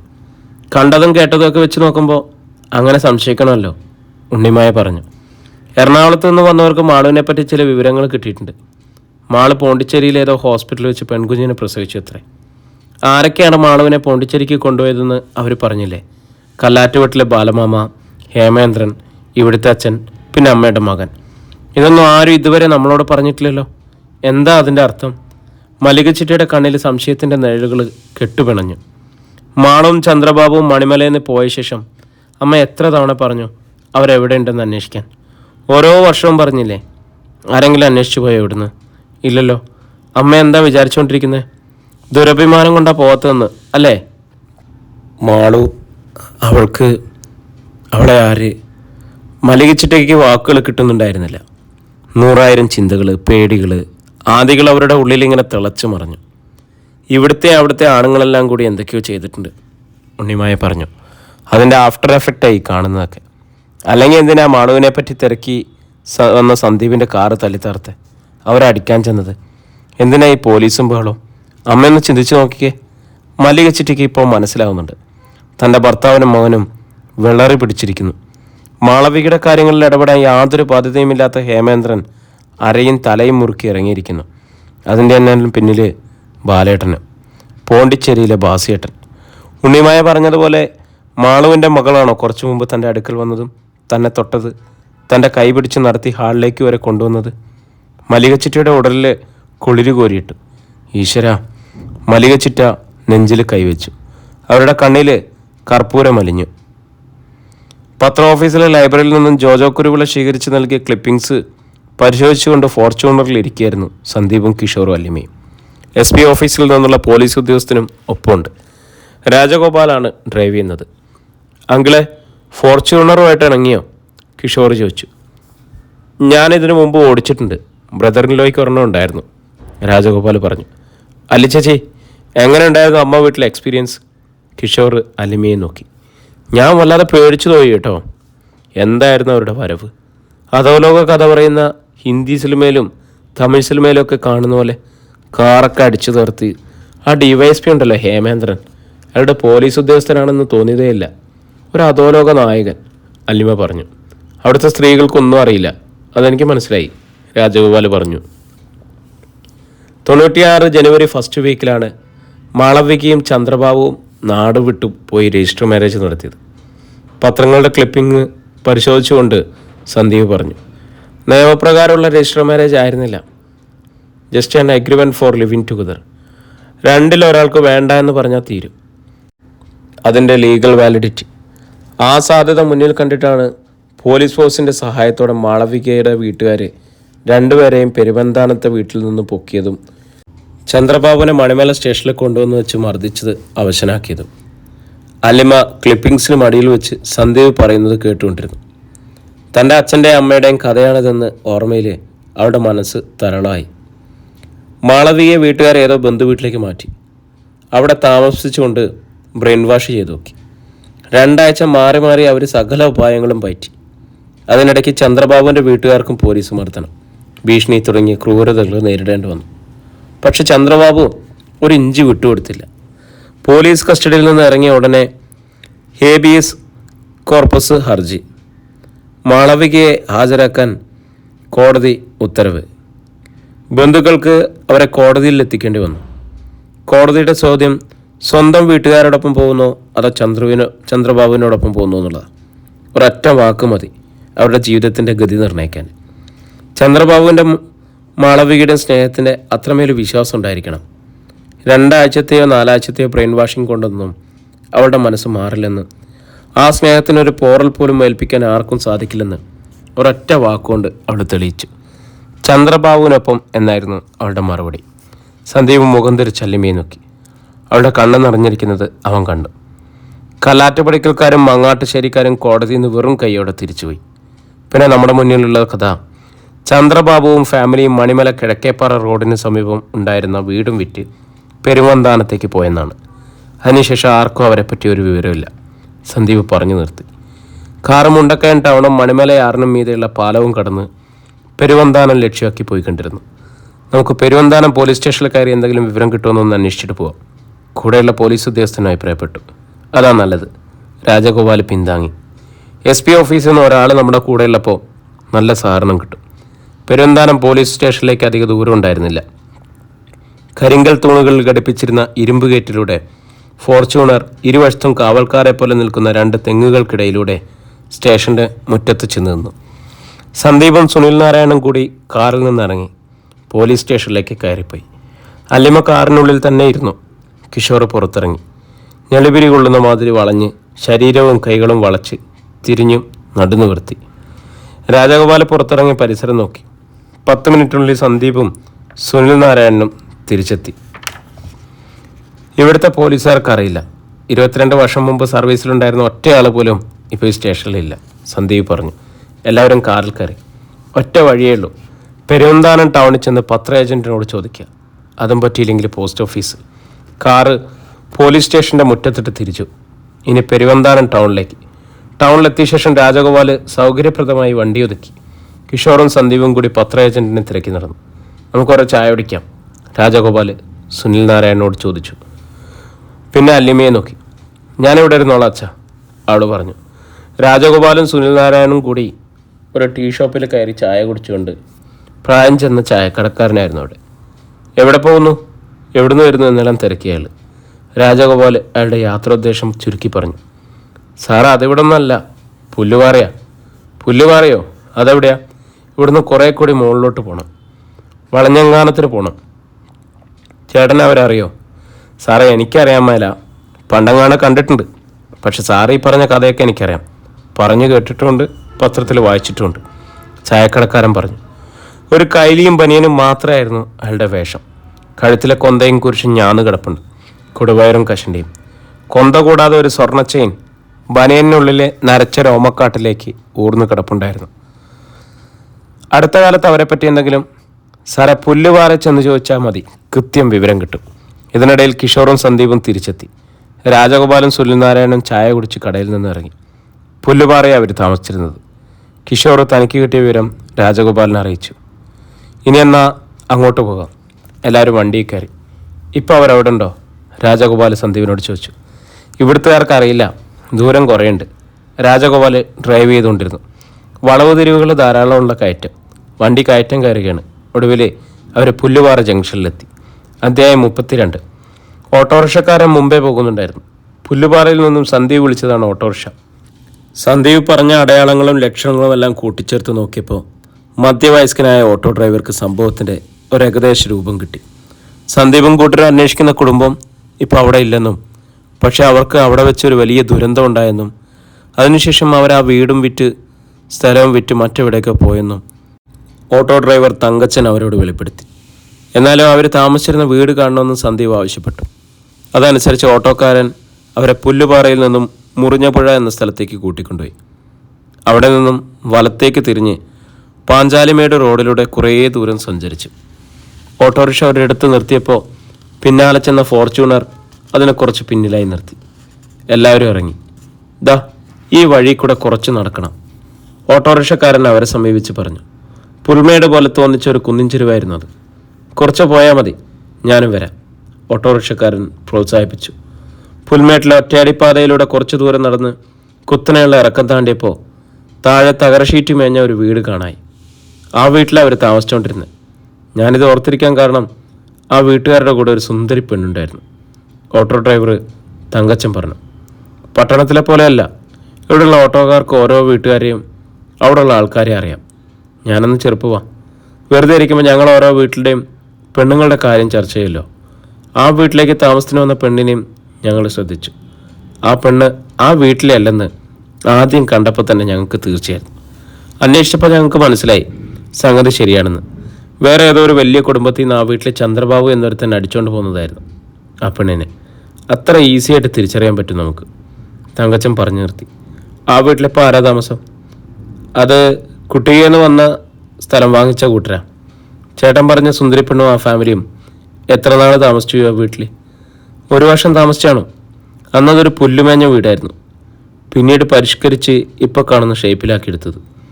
അന്ന് ആ വീട് വാങ്ങിയവരാണോ ഇപ്പോഴും അവിടെ താമസിക്കുന്നത്? അല്ല സാറേ, അതിനുശേഷം മറിച്ച് വിൽപ്പന കുറേ നടന്നു, ഓട്ടോ ഡ്രൈവർ തങ്കച്ചൻ പറഞ്ഞു. ഇവിടെ ആരോടെങ്കിലും ചോദിച്ചാൽ ഞങ്ങൾ അന്വേഷിക്കുന്ന ആൾക്കാരെപ്പറ്റി എന്തെങ്കിലും വിവരം കിട്ടാൻ സാധ്യതയുണ്ടോ? രാജഗോപാൽ ചോദിച്ചു. പുതിയ ആൾക്കാരോട് ചോദിച്ചിട്ട് കാര്യമില്ല, പഴയ ആൾക്കാരുണ്ടെങ്കിൽ അവരുടെ ഓർമ്മയിൽ എന്തെങ്കിലും കാണുമായിരിക്കും. അത് പറഞ്ഞ് ഓട്ടോക്കാരൻ തിരികെ പോയി. സന്ദീപും കൂട്ടരും തകരപ്പാളികൾ മേഞ്ഞ വീടിൻ്റെ അയൽപക്കങ്ങളിൽ ചെന്ന് സംസാരിച്ചു. വീടുകൾ തമ്മിൽ കാണാൻ പറ്റാത്തത് അകലമുണ്ടായിരുന്നു. 2-3 ഏക്കർ കൃഷിയിടത്തിനുള്ളിൽ ഒരു വീട് എന്ന മട്ടിലായിരുന്നു ജനവാസം. പതിക്കാട്ടിൽ എന്ന പേട്ടുപേരുള്ള ഒരു അയൽവക്കത്തു നിന്നും കുറച്ച് വിവരങ്ങൾ കിട്ടി. ഏതാണ്ട് 70ഓളം വർഷങ്ങളായി ആ പ്രദേശത്ത് തന്നെ താമസിക്കുന്ന കൂട്ടരായിരുന്നു പതിക്കാട്ടിൽ വീട്ടുകാർ. 4 തലമുറയിലുള്ള ആളുകൾ അവിടെ ഉണ്ടായിരുന്നു. കടയാമ്പറമ്പിൽ ശേഖരൻകുട്ടിയെക്കുറിച്ചും കുടുംബത്തെക്കുറിച്ചും പതിക്കാട്ടിൽ വീട്ടുകാർ നൽകിയ വിവരങ്ങൾ ഇത്രയായിരുന്നു. 22 വർഷം മുമ്പ് മണിമലയിൽ നിന്നും ഒരു കുടുംബം വന്ന് കുന്നിൻ ചെരുവിലെ 90 സെൻറ്റ് സ്ഥലവും പുല്ലുമേഞ്ഞ വീടും വാങ്ങി. ഒരച്ഛനും അമ്മയും 2 ആൺമക്കളും ഒരു യുവതിയും. ഇത്രയും പേരായിരുന്നു കുടുംബാംഗങ്ങൾ. യുവതി വളരെ സുന്ദരിയായിരുന്നതിനാൽ അയൽക്കാരുടെ എല്ലാം ശ്രദ്ധയിൽപ്പെട്ടു. പലർക്കും പലവിധ സംശയങ്ങളുണ്ടായി. ആ യുവതിയുടെ ചിത്രം പത്രത്തിൽ കണ്ടതായിട്ട് ചിലർക്ക് ഓർമ്മ വന്നു. പുതിയ അയൽവക്കമായിട്ട് പരിചയപ്പെട്ടു കഴിഞ്ഞപ്പോൾ എല്ലാ സംശയങ്ങളും മാറി. ചന്ദ്രബാബു എന്ന ബസ് കണ്ടക്ടറും മാളവിക എന്ന ധനിക യുവതിയും തമ്മിലുള്ള പ്രണയവും ഒളിച്ചോട്ടവും കേസും കോടതിയും അടക്കമുള്ള സംഭവ വികാസങ്ങളും മുറിഞ്ഞ പുഴക്കാരും അക്കാലത്ത് പത്രങ്ങളിൽ വായിച്ചിട്ടുണ്ടായിരുന്നു. കടുത്ത സാമ്പത്തിക പ്രതിസന്ധിയിലായിരുന്ന ആ കുടുംബം ചന്ദ്രബാബുവിൻ്റെ അച്ഛൻ ശേഖരൻകുട്ടി പലയിടത്തും അക്കാലത്ത് കൂലിപ്പണിക്ക് പോകുമായിരുന്നു. പതിക്കാട്ടിലെ വീട്ടിലും പണിക്ക് വന്നിട്ടുണ്ട്. മുറിഞ്ഞ വഴിയിൽ താമസമാക്കിയതിനു ശേഷം ചന്ദ്രബാബു ആദ്യ മാസങ്ങളിൽ ജോലിക്ക് പോകാതെ വീട്ടിൽ തന്നെ കഴിച്ചു കൂട്ടുകയായിരുന്നു. ചന്ദ്രബാബുവിൻ്റെ അനുജൻ അനിബാബു പഠിപ്പ് നിലച്ചു പോയതായി കണിയാമ്പറമ്പിലെ വീട്ടിലെ രമണി അവലാതിപ്പെട്ടിരുന്നു. ചന്ദ്രബാബു മാളവിക പ്രണയക്കേസുമായി ബന്ധപ്പെട്ടായിരുന്നു അനുജൻ്റെ പഠിപ്പ് നിർത്തേണ്ടി വന്നത്. ചന്ദ്രബാബു പിന്നീട് ജോലിക്ക് പോയി തുടങ്ങി. ഏലപ്പാറ കുമളി റൂട്ടിലോടുന്ന മോർണിംഗ് സ്റ്റാർ ബസ്സിലെ പാർട്ട് ടൈം കണ്ടക്ടറായിരുന്നു ജോലി. ഏലപ്പാറ സ്റ്റാൻഡിൽ സ്റ്റേ ചെയ്യുന്ന ബസ്സായതിനാൽ പല ദിവസങ്ങളും രാത്രി മുറിഞ്ഞ വഴിയിൽ എത്തിച്ചേരാൻ കഴിയായിരുന്നില്ല. ചില ദിവസങ്ങളിൽ ലോറിയോ ജീപ്പോ ടാക്സിയോ മറ്റെന്തെങ്കിലും വാഹനമോ കിട്ടിയാൽ ചന്ദ്രബാബു അതിൽ കയറി വീട്ടിലെത്തുകയും ചെയ്തിരുന്നു. ഭാര്യ വീട്ടുകാരുടെ പ്രതികാരത്തെക്കുറിച്ച് ഭയമുള്ളതായി അക്കാലത്ത് രമണി പതിക്കാട്ടിൽ വീട്ടുകാരോട് പറഞ്ഞതായി അവർക്ക് ഓർക്കുന്നുമുണ്ട്. 1996 ജൂലൈയിലെ മൺസൂൺ കാലത്ത് ഒരു ദിവസം തോരാമഴയത്ത് കുടയും ചൂടി രാവിലെ ജോലിക്ക് പോയ ചന്ദ്രബാബു പിന്നീട് തിരിച്ചു വന്നില്ല. മുറിഞ്ഞപുഴയിൽ നിന്ന് രാവിലത്തെ പത്രക്കെട്ട് വരുന്ന വണ്ടിയിൽ കയറി ചന്ദ്രബാബു പോകുന്നത് കണ്ടവരുണ്ട്. ഏലപ്പാറയിലെത്തി മോർണിംഗ് സ്റ്റാറിൽ പതിവ് പോലെ ജോലിക്ക് കയറി രാത്രി 9 മണിക്ക് മോർണിംഗ് സ്റ്റാർ ഏലപ്പാറ ബസ് സ്റ്റാൻഡിൽ വന്ന് ഹാൾട്ട് ചെയ്യുന്നതുവരെ ചന്ദ്രബാബു ബസ്സിലുണ്ടായിരുന്നതായി പിന്നീട് നടത്തിയ അന്വേഷണത്തിൽ തെളിഞ്ഞു. രാത്രി ബസ് പെട്രോൾ ബങ്കിൽ കയറ്റി ഡീസൽ അടിച്ച ശേഷം വീട്ടിൽ പോകണമെന്ന് പറഞ്ഞ് ബസ്സിൽ നിന്ന് ഇറങ്ങി. ഏതെങ്കിലും ലോറിയോ മുണ്ടക്കയത്തിനുള്ള റിട്ടേൺ ജീപ്പോ വരുന്നതും കാത്ത് ഏലപ്പാറ ബസ് സ്റ്റാൻഡിന് മുന്നിൽ വളവിൽ ജംഗ്ഷനിൽ പോയി കാത്തു നിന്നു. അത് കണ്ട ദൃക്സാക്ഷികളുമുണ്ട്. അന്ന് രാത്രി ചന്ദ്രബാബു മുറിഞ്ഞപുഴ വീട്ടിലെത്തിയിട്ടില്ല. പിറ്റേന്ന് മോർണിംഗ് സ്റ്റാർ ബസ്സിൽ കണ്ടക്ടർ ജോലിക്കും ചന്ദ്രബാബു ഇല്ലായിരുന്നു. മൊബൈൽ ഫോണുകളില്ലാത്ത കാലമായതിനാൽ ആശയവിനിമയത്തിന് മാർഗമൊന്നും ഉണ്ടായിരുന്നില്ല. വാഹനങ്ങളൊന്നും കിട്ടാത്തപ്പോൾ ചെയ്യാറുള്ളതുപോലെ ചന്ദ്രബാബു ഡ്രൈവർക്കൊപ്പം ഏലപ്പാറയിലെ വാടക മുറിയിൽ തങ്ങിയതായിരിക്കുമെന്ന് വീട്ടുകാർ കരുതി. മോർണിംഗ് സ്റ്റാർ ബസ്സിൻ്റെ ഓണർ അവധിയിൽ പോയിരിക്കുന്ന കണ്ടക്ടറെ അടിയന്തരമായി വിളിച്ചു വരുത്തി സർവീസ് നടത്തി. 15 ദിവസം ഒരു കണ്ടക്ടർ എന്ന രീതിയിൽ ആയിരുന്നു അവിടെ തൊഴിൽ. മിക്ക സർവീസ് ബസ്സുകളിലും അങ്ങനെയൊക്കെ തന്നെയായിരുന്നു. 3 ദിവസം കഴിഞ്ഞിട്ടും ചന്ദ്രബാബു വീട്ടിൽ ചെല്ലാതിരുന്നതിനെ തുടർന്ന് അനിൽ ബാബു ഏലപ്പാറയിൽ തിരക്കി വന്നു. അപ്പോഴാണ് മോർണിംഗ് സ്റ്റാറിലെ സഹപ്രവർത്തകർ അറിയുന്നത് ചന്ദ്രബാബു വീട്ടിലെത്തിയിട്ടില്ലെന്ന്. വിവരമറിഞ്ഞതോടെ വീട്ടിലും കരച്ചിലും നിലവിളിയായി. ശേഖരൻകുട്ടി പെരുവന്താനം പോലീസ് സ്റ്റേഷനിൽ പരാതി നൽകി. പോലീസ് മുറിഞ്ഞ വഴിയിൽ അന്വേഷണത്തിന് വരികയും വീട്ടുകാരെയും പരിസരവാസികളെയും ചോദ്യം ചെയ്യുകയുണ്ടായി. പതിക്കാട്ടിലെ വീട്ടിലും പോലീസ് വിവരങ്ങൾ ശേഖരിക്കാൻ വേണ്ടി എത്തിയിരുന്നു. മാൻ മിസ്സിംഗ് എന്ന വകുപ്പിൽപ്പെടുത്തി തുടങ്ങിയ അന്വേഷണം എങ്ങും എത്താതെ നീണ്ടുപോയി. ഏലപ്പാറ ബസ് സ്റ്റാൻഡിൽ നിന്നാണ് ചന്ദ്രബാബുവിനെ കാണാതായതെന്നും അന്വേഷണത്തിൻ്റെ ഉത്തരവാദിത്തം പീരുമേട് പോലീസിനാണെന്നും അതല്ല ചന്ദ്രബാബു മുറിഞ്ഞപുഴയിൽ നിന്നാണ് മിസ്സായിരിക്കാൻ സാധ്യതയെന്നും അതിനാൽ പെരുവന്താനം പോലീസിനാണ് നടപടിയെടുക്കേണ്ടതെന്നും 2 പോലീസ് സ്റ്റേഷനുകളും തമ്മിലൊരു തർക്കം നിലവിൽ വന്നു. പെരുവന്താനം പോലീസ് സ്റ്റേഷനിൽ ഒരു ദിവസം പോയി വന്ന ശേഖരൻകുട്ടി പതിക്കാട്ടിൽ വീട്ടുകാരോട് പറഞ്ഞത് അവിടെ നിന്നും നീതി കിട്ടില്ല എന്നായിരുന്നു. കാരണം ചന്ദ്രബാബു മുമ്പ് കണ്ടക്ടറായി ജോലി ചെയ്തിരുന്ന കല്ലാറ്റുപടിക്കൽ മോട്ടോഴ്സിൻ്റെ ഉടമയായ ബാലകൃഷ്ണ മേനോൻ്റെ മകളുടെ ഭർത്താവാണ് പെരുവന്താനത്തെ സബ് ഇൻസ്പെക്ടർ ഹേമേന്ദ്രൻ. മാളവികയുടെ അമ്മാവനാണ് ബാലകൃഷ്ണ മേനോൻ. അവരെല്ലാവരും ചേർന്ന് ചന്ദ്രബാബുവിനെതിരെ കേസ് നടത്തിയതും മാളവികയെ പിടിച്ചുകൊണ്ടുപോയതും ചന്ദ്രബാബുവിനെ പോലീസ് ലോക്കപ്പിലിട്ട് ക്രൂരമായി മർദ്ദിച്ചതും ചന്ദ്രബാബുവിനെക്കുറിച്ചുള്ള അന്വേഷണം വഴിമുട്ടിച്ചു. അധികം വൈകാതെ പെരുവന്താനം പോലീസ് വ്യാജചാരായ കേസിൽ കുടുക്കി ശേഖരൻകുട്ടിയെയും അനീബാബുവിനെയും കസ്റ്റഡിയിലെടുത്തു. അനീബാബു മൈനറായതിനാൽ അവനെ പിന്നീട് വിട്ടയച്ചു. കള്ളക്കേസിൽ കുടുക്കിയതിന് പിന്നിൽ ഹേമേന്ദ്രനാണെന്ന് ശേഖരൻകുട്ടിക്ക് ഉറപ്പുണ്ടായിരുന്നു. ജാമ്യത്തിലിറങ്ങിയ ശേഖരൻകുട്ടിക്ക് പിന്നീട് പെരുവന്താനം പോലീസിൻ്റെ ഭാഗത്തുനിന്നും തിക്താനുഭവങ്ങളാണ് ഉണ്ടായിരുന്നത്. സ്റ്റേഷനിലേക്ക് കൂടെ വിളിപ്പിക്കും, ചോദ്യം ചെയ്യും. രാത്രി വരെ സ്റ്റേഷനിൽ നിർത്തിയ ശേഷം വിട്ടയക്കും തുടങ്ങിയ നടപടികൾ കൊണ്ട് പൊറുതിമുട്ടിയ ശേഖരൻകുട്ടി മുറിഞ്ഞ പുഴയിൽ നിന്നും വീടും സ്ഥലവും വിറ്റുപോകാൻ തന്നെ തീരുമാനിച്ചു. കൂലിപ്പണിക്ക് പോകാൻ പോലും പറ്റാത്ത അവസ്ഥയിലായിരുന്നുവെന്ന് പതിക്കാട്ടിൽ വീട്ടുകാർ ഓർമ്മിക്കുന്നു. കിട്ടിയ വിലയ്ക്ക് വീടും സ്ഥലവും വിറ്റ് ഒരു ടെമ്പോ വാനിൽ ശേഖരൻകുട്ടിയും കുടുംബവും ഇടുക്കി പെരിയാർ വാലി എന്ന സ്ഥലത്തേക്ക് പോയി. അവിടെ പോലീസും ക്രിമിനൽസും ഒന്നും എത്താത്ത ഒരു കാട്ടുമൂലയിൽ കുറച്ച് സ്ഥലവും വീടും വാങ്ങിയതായി പതിക്കാട്ടിൽക്കാരോട് ശേഖരൻകുട്ടി പറഞ്ഞിട്ടുണ്ടായിരുന്നു. ശേഖരൻകുട്ടിയും കുടുംബവും മുറിഞ്ഞ പുഴയിൽ നിന്നും പോയ ശേഷം ഇന്നേ വരെ അന്നാട്ടുകാർക്ക് അവരെപ്പറ്റി യാതൊരു വിവരവും കിട്ടിയില്ല. കാണാതായ ചന്ദ്രബാബുവിനെ കണ്ടെത്താൻ കഴിഞ്ഞോ എന്നും തീർച്ചയില്ല. സന്ദീപും സംഘവും പതിക്കാട്ടിലെ വീട്ടിൽ നിന്ന് ഇറങ്ങുമ്പോൾ പകൽ വെളിച്ചം മങ്ങിത്തുടങ്ങി.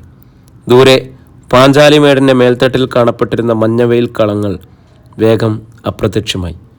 വെയിലണയുമ്പോൾ മലമ്പ്രദേശങ്ങളെ ബാധിക്കാറുള്ള മ്ലാനത അന്തരീക്ഷത്തിൽ കനപ്പെട്ട് കിടന്നു. കാറിൽ അവർ തിരികെ മുറിഞ്ഞപുഴ ജംഗ്ഷനിലെത്തിയപ്പോഴേക്കും കുട്ടിക്കാനം ചുരത്തിൽ നിന്നും കോടമഞ്ഞിറങ്ങിക്കഴിഞ്ഞിരുന്നു. വെളുത്ത നേർത്ത പുകപടലങ്ങൾ പോലെ അത് അന്തരീക്ഷ വായുവിലൂടെ ഒഴുകി നടന്നു. തിരിച്ചു പോരുമ്പോൾ കാറിനുള്ളിൽ നിശബ്ദതയായിരുന്നു. കെട്ടുകഥകളും സംഭവങ്ങളും കോർത്തിണക്കി ഒരു ഉത്തരം കണ്ടെത്താൻ ശ്രമിക്കുകയായിരുന്നു ഓരോരുത്തരും. വിചാരിച്ച പോലെ ഈസിയല്ല. കിഷോർ ഒടുവിൽ മൗനം ഭജിച്ചു. എന്താ ഉദ്ദേശിച്ച്? സന്ദീപ് തിരക്കി.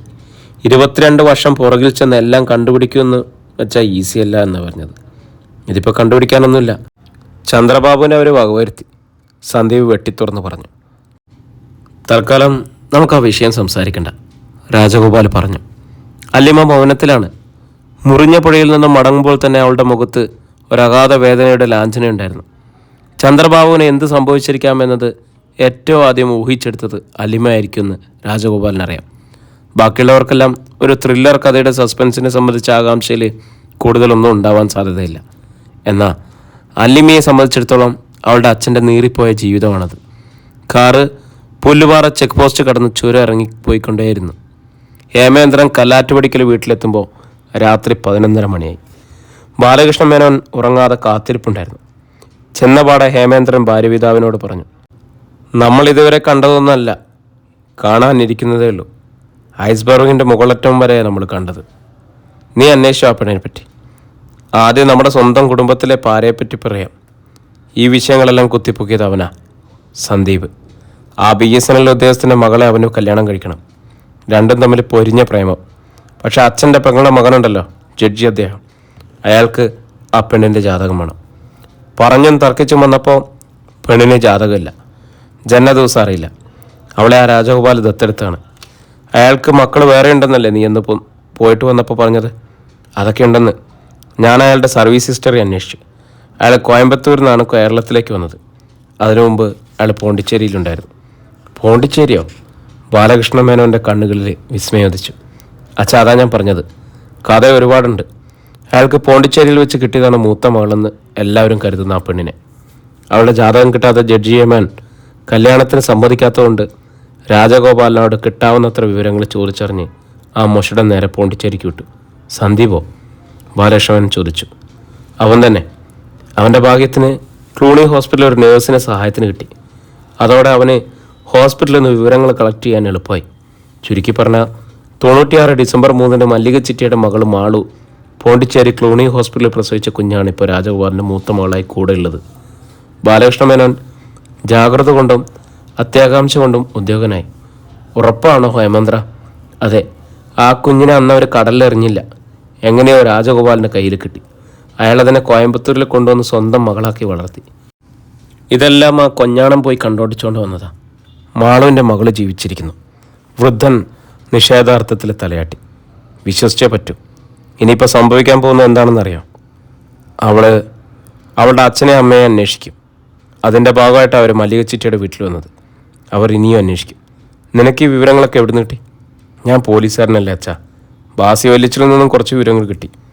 ഇനി എന്താ? ബാലകൃഷ്ണ മേനോൻ ആരാഞ്ഞു. ഇപ്പം നമ്മുടെ ഏറ്റവും വലിയ ഭീഷണി ആ പെണ്ണ. അവൾ ജീവനോടെ ഇരുന്നാൽ നമുക്ക് അപകടം. വേണ്ടത് വേണ്ട സമയത്ത് ചെയ്തില്ലെങ്കിൽ ഞാൻ മാത്രമല്ല, നമ്മളെല്ലാവരും ജയിലിൽ കയറേണ്ടി വരും. ഹേമേന്ദ്രൻ മുന്നറിയിപ്പ് നൽകി. ബാലകൃഷ്ണ മേനോൻ്റെ നെറ്റി ചുളിഞ്ഞു. അധ്യായം 33. രാവിലെയുള്ള നടത്തം കഴിഞ്ഞ് വീട്ടിൽ തിരിച്ചെത്തി. ജയദേവെന്നും പേര് ചായകുടിയും പത്രവായനയും ഇടയ്ക്ക് രാജശ്രീയുടെ നാട്ടുകാരും പറച്ചിലുമായി ഊണുമുറിയിലിരിക്കുമ്പോഴാണ് വീട്ടുമുറ്റത്ത് സന്ദീപിൻ്റെ കാറ് വന്നത്. നന്ദന സിറ്റൗട്ടിൻ്റെ വാതിക്കൽ ചെന്ന് നോക്കിയിട്ട് അവിടെ നിന്നുകൊണ്ട് തന്നെ കാഹളം മുഴക്കി. അമ്മേ, സന്തുവേട്ടൻ. കേട്ടപാടെ ജയദേവൻ ശബ്ദം താഴ്ത്തി രാജശ്രീയോട് പറഞ്ഞു. അവനെത്തിയോ? എന്നാൽ ഞാൻ മുകളിലോട്ട് പോയേക്കാം. എന്തിനാ? അവൻ്റെ മുമ്പിൽ നിന്ന് ഒഴിഞ്ഞു പറഞ്ഞേ. അച്ഛനും മകനും എത്ര നാൾ എങ്ങനെ ഈ കൂട്ടിമുട്ടൽ ഒഴിവാക്കി നടക്കും? അവൻ എന്നെ വെല്ലുവിളിച്ചുകൊണ്ട് പോയനല്ലേ. എന്നിട്ടിപ്പോൾ ആരാ ജയിച്ചത്? എവിടെയാ അവൻ ചെന്നെത്തിയത്? ജേട്ടൻ്റെ സ്വന്തം തറവാട്ടിലല്ലേ. അവനെ വിളിച്ചൊരു ട്രോഫി കൊടുക്കേണ്ടതല്ലേ. അതിന് വരെ ഒഴിഞ്ഞു മാറാൻ നോക്കുന്നു. തോറ്റുപോയവന് അതല്ലേ ഉള്ളൂ വഴി. ജയദേവൻ പുരുവിർത്തു. ഓ, അപ്പോൾ തോൽവി സമ്മതിച്ചു അല്ലേ? അമ്മയെന്ന് വിളിച്ചുകൊണ്ട് സന്ദീപ് നേരെ ഊണുമുറിയിലേക്ക് കയറി ചെന്നു. പത്രം നിവർത്തിപ്പിടിച്ച് അച്ഛനിരിക്കുന്നത് കണ്ടപ്പോൾ അവനൊരു ചമ്മലുണ്ടായി. ജയദേവൻ കണ്ണടയ്ക്ക് മീതെ കൂടി സന്ദീപ് കൺകോണിലൂടെയും പരസ്പരം ഓരോ നോട്ടം അയച്ചു. പെട്ടെന്ന് പ്രോട്ടോക്കോൾ ഓർമ്മ വന്ന പോലെ അവൻ പറഞ്ഞു. അച്ഛാ, ഗുഡ് മോർണിംഗ്. ആ, ഗുഡ് മോർണിംഗ്. ജയദേവൻ നമ്പേര് പ്രതിവച്ചു. അമ്മേ, ചായ. ഈ അമ്മ എന്ന് പറയുന്ന സാധനത്തിന് ഗുഡ് മോർണിംഗ്, ഗുഡ് ഈവനിങ്ങും ഗുഡ് നൈറ്റും ഒന്നും തയ്ക്കത്തില്ലേ? രാജശ്രീ പരാതിപ്പെട്ടു. അമ്മേ, അതൊക്കെ വെറും ഫോർമാലിറ്റിയാണ്. അമ്മയ്ക്ക് അതിനേക്കാളും വില പിടിച്ചല്ലേ തരാൻ പോണേ. അതെന്താ വില പിടിച്ചത്? അമ്മ ആദ്യം ചായതാ. അമ്മ സൂക്ഷിച്ചോ, നന്ദന മുന്നറിയിപ്പ് നൽകി. 2 ആഴ്ചയ്ക്ക് ശേഷം കണ്ടിട്ട് എനിക്കിട്ട് ഒരടിയാ തന്നത്. എൻ്റെ തോളത്ത് ചൊവ്വാന്ന് വിരൽ പതിഞ്ഞു കിടക്കുക. എന്നിട്ടൊരു ചോദ്യം കൂടെ, നിനക്ക് സുഖമാണ് അടിയെന്ന്. എല്ലാ സുഖവും പോയി. ആ മതി, പോയിരുന്ന് പഠിക്കി. എക്സാമിലെന്ന്. ജയദേവൻ മകളെ ശാസിച്ചു. വെച്ചിട്ടുണ്ട് ഞാൻ. മാന്തുന്നത് പോലെ ഒരു ആംഗ്യം കാണിച്ചിട്ട് സന്ദീപിനെ നോക്കി അടക്കിയ സ്വരത്തിൽ ഭീഷണിപ്പെടുത്തിയിട്ട് നന്ദന പോയി. രാജശ്രീ ചായ കൂട്ടാനായി കിച്ചണിലേക്ക് നടന്നു. നീ എന്താ നിൽക്കുന്നത്? ഇരിക്കടാ, ജയദേവൻ നമ്പേര് മകനോട് പറഞ്ഞു. അച്ഛൻ്റെ സ്വരത്തിൽ അല്പം മയമുണ്ടെന്ന് കണ്ട് സന്ദീപ് ആശ്വാസത്തിലൊരു കസേരയിലിരുന്നു. നീ എവിടെയായിരുന്നു? പോണ്ടിച്ചേരിയിലോ എറണാകുളത്തോ അതോ മണിമലയോ? എറണാകുളത്തുനിന്നോ വരുന്നത്, സന്ദീപ് പറഞ്ഞു.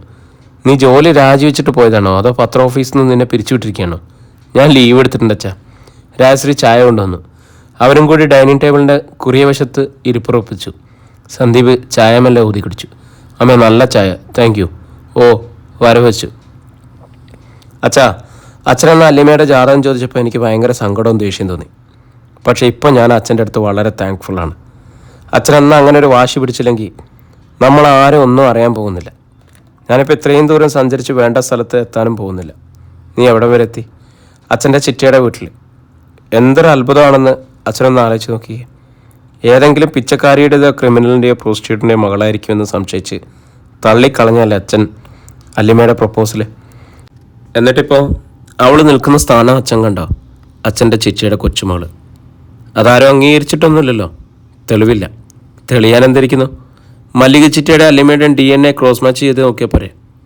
മല്ലിക ചിറ്റയ്ക്ക് അങ്ങനെ നോക്കാൻ മനസ്സിലെങ്കിലോ? കോടതി ഉത്തരവിടും നോക്കണമെന്ന്.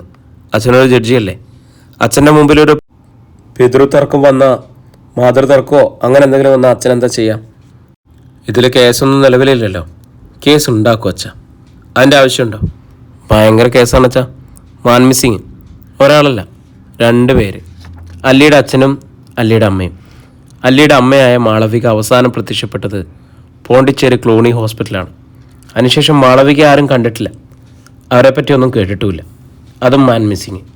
2ഉം മർഡർ ആയിരിക്കാനാണ് സാധ്യത. അപ്പോൾ ന്യായമായും കേസ് ഉണ്ടാവണ്ടേ? ജയദേവൻ അല്പം നേരം മിണ്ടാതിരുന്നു. നിനക്ക് ആവശ്യമുള്ള വിവരങ്ങൾ കിട്ടിയില്ലേ? അല്ലിമ മാങ്ങാട്ടുശ്ശേരിയിൽ മാളുവിൻ്റെ മകള്, ജനനത്തീയതി 96 ഡിസംബർ 3. മതിയല്ലോ. അച്ഛൻ അത്രയും മതിയായിരിക്കും. ജാതകം നോക്കിയാൽ മതിയല്ലോ. പക്ഷേ അല്ലിമയ്ക്ക് ബാക്കി വിവരങ്ങൾ കൂടി അറിയണം. അവളുടെ അച്ഛനും അമ്മയ്ക്കും എന്ത് സംഭവിച്ചെന്ന് അവൾ അന്വേഷിച്ചോട്ടെ. നീ എന്തിനാ മണിമലയെ കൊണ്ടുപോയി തലവെച്ച് കൊടുക്കുന്നേ? മല്ലിക ചിറ്റയുടെ മകളെയും ഭർത്താവിനെയും കൊല ചെയ്തവർ രക്ഷപ്പെട്ടു പോയിക്കോട്ടെ എന്നാണോ അച്ഛൻ്റെ അഭിപ്രായം? അവർ പിടിക്കപ്പെടുകയോ ശിക്ഷിക്കപ്പെടുകയോ ചെയ്തോട്ടെ. നിനക്ക് പോലീസിലല്ലല്ലോ ജോലി. പിന്നെ അല്ലിമയുടെ ജാതകം. ഇപ്പോൾ വിവാഹത്തിന് പറ്റിയ സമയമല്ല. ശത്രുദോഷം, അപകടം, അഗ്നിഭയം, ജലഭീതി തുടങ്ങിയ പല തടസ്സങ്ങളുണ്ട്. 1 വർഷം കൂടി കാത്തിട്ട് മതി, ജയദേവൻ നമ്പേര് പറഞ്ഞു. അച്ഛൻ അവളുടെ ജാതകം നോക്കിക്കഴിഞ്ഞു അല്ലേ? അച്ഛൻ പറഞ്ഞതൊക്കെ ഏറെക്കുറെ സത്യമായിട്ട് വന്നേക്കാം. കാരണം ശത്രുക്കൾ മിക്കവാറും അവളെ തിരിച്ചറിഞ്ഞിട്ടുണ്ടാവും. ഒരാളെ സംശയം കൂടാതെ വകവരുത്തണമെങ്കിൽ ഒന്നുകിൽ അപകടപ്പെടുത്തണം, അല്ലെങ്കിൽ വെള്ളത്തിലിടണം, അല്ലെങ്കിൽ തീപിടുത്തം ഉണ്ടാകണം. എന്തറിയാൻ ജാതകം നോക്കണമെന്നില്ല. സാമാന്യ ബുദ്ധിമന്ത്. നിനക്ക് നിൻ്റെ കാര്യം നോക്കി നടന്നാൽ പോരെ. അച്ഛനൊരു ന്യായാധിപനല്ലേ? കുറ്റം ചെയ്യുന്നത് ആൾക്ക് ശിക്ഷ വിധിക്കുന്ന ആൾ, നിയമം കാക്കുന്ന പോലീസും നീതി നടപ്പാക്കുന്ന ജഡ്ജിമാരും ഉണ്ടെന്ന വിശ്വാസത്തിലല്ലേ ജനങ്ങളെ സമാധാനമായിട്ട് ജീവിക്കുന്നത്? പ്രിയരെ, നമ്മുടെ കഥ ഇവിടെ തുടരുകയാണ് കേട്ടോ. ഇന്ന് നമ്മൾ 1 മണിക്കൂറാണ് നമ്മുടെ വായന സമയം. നാളെ നമുക്ക് വീണ്ടും കാണാമെന്നുള്ള പ്രതീക്ഷയിൽ നിങ്ങളുടെ സ്വന്തം ജാഷി വയനാട്.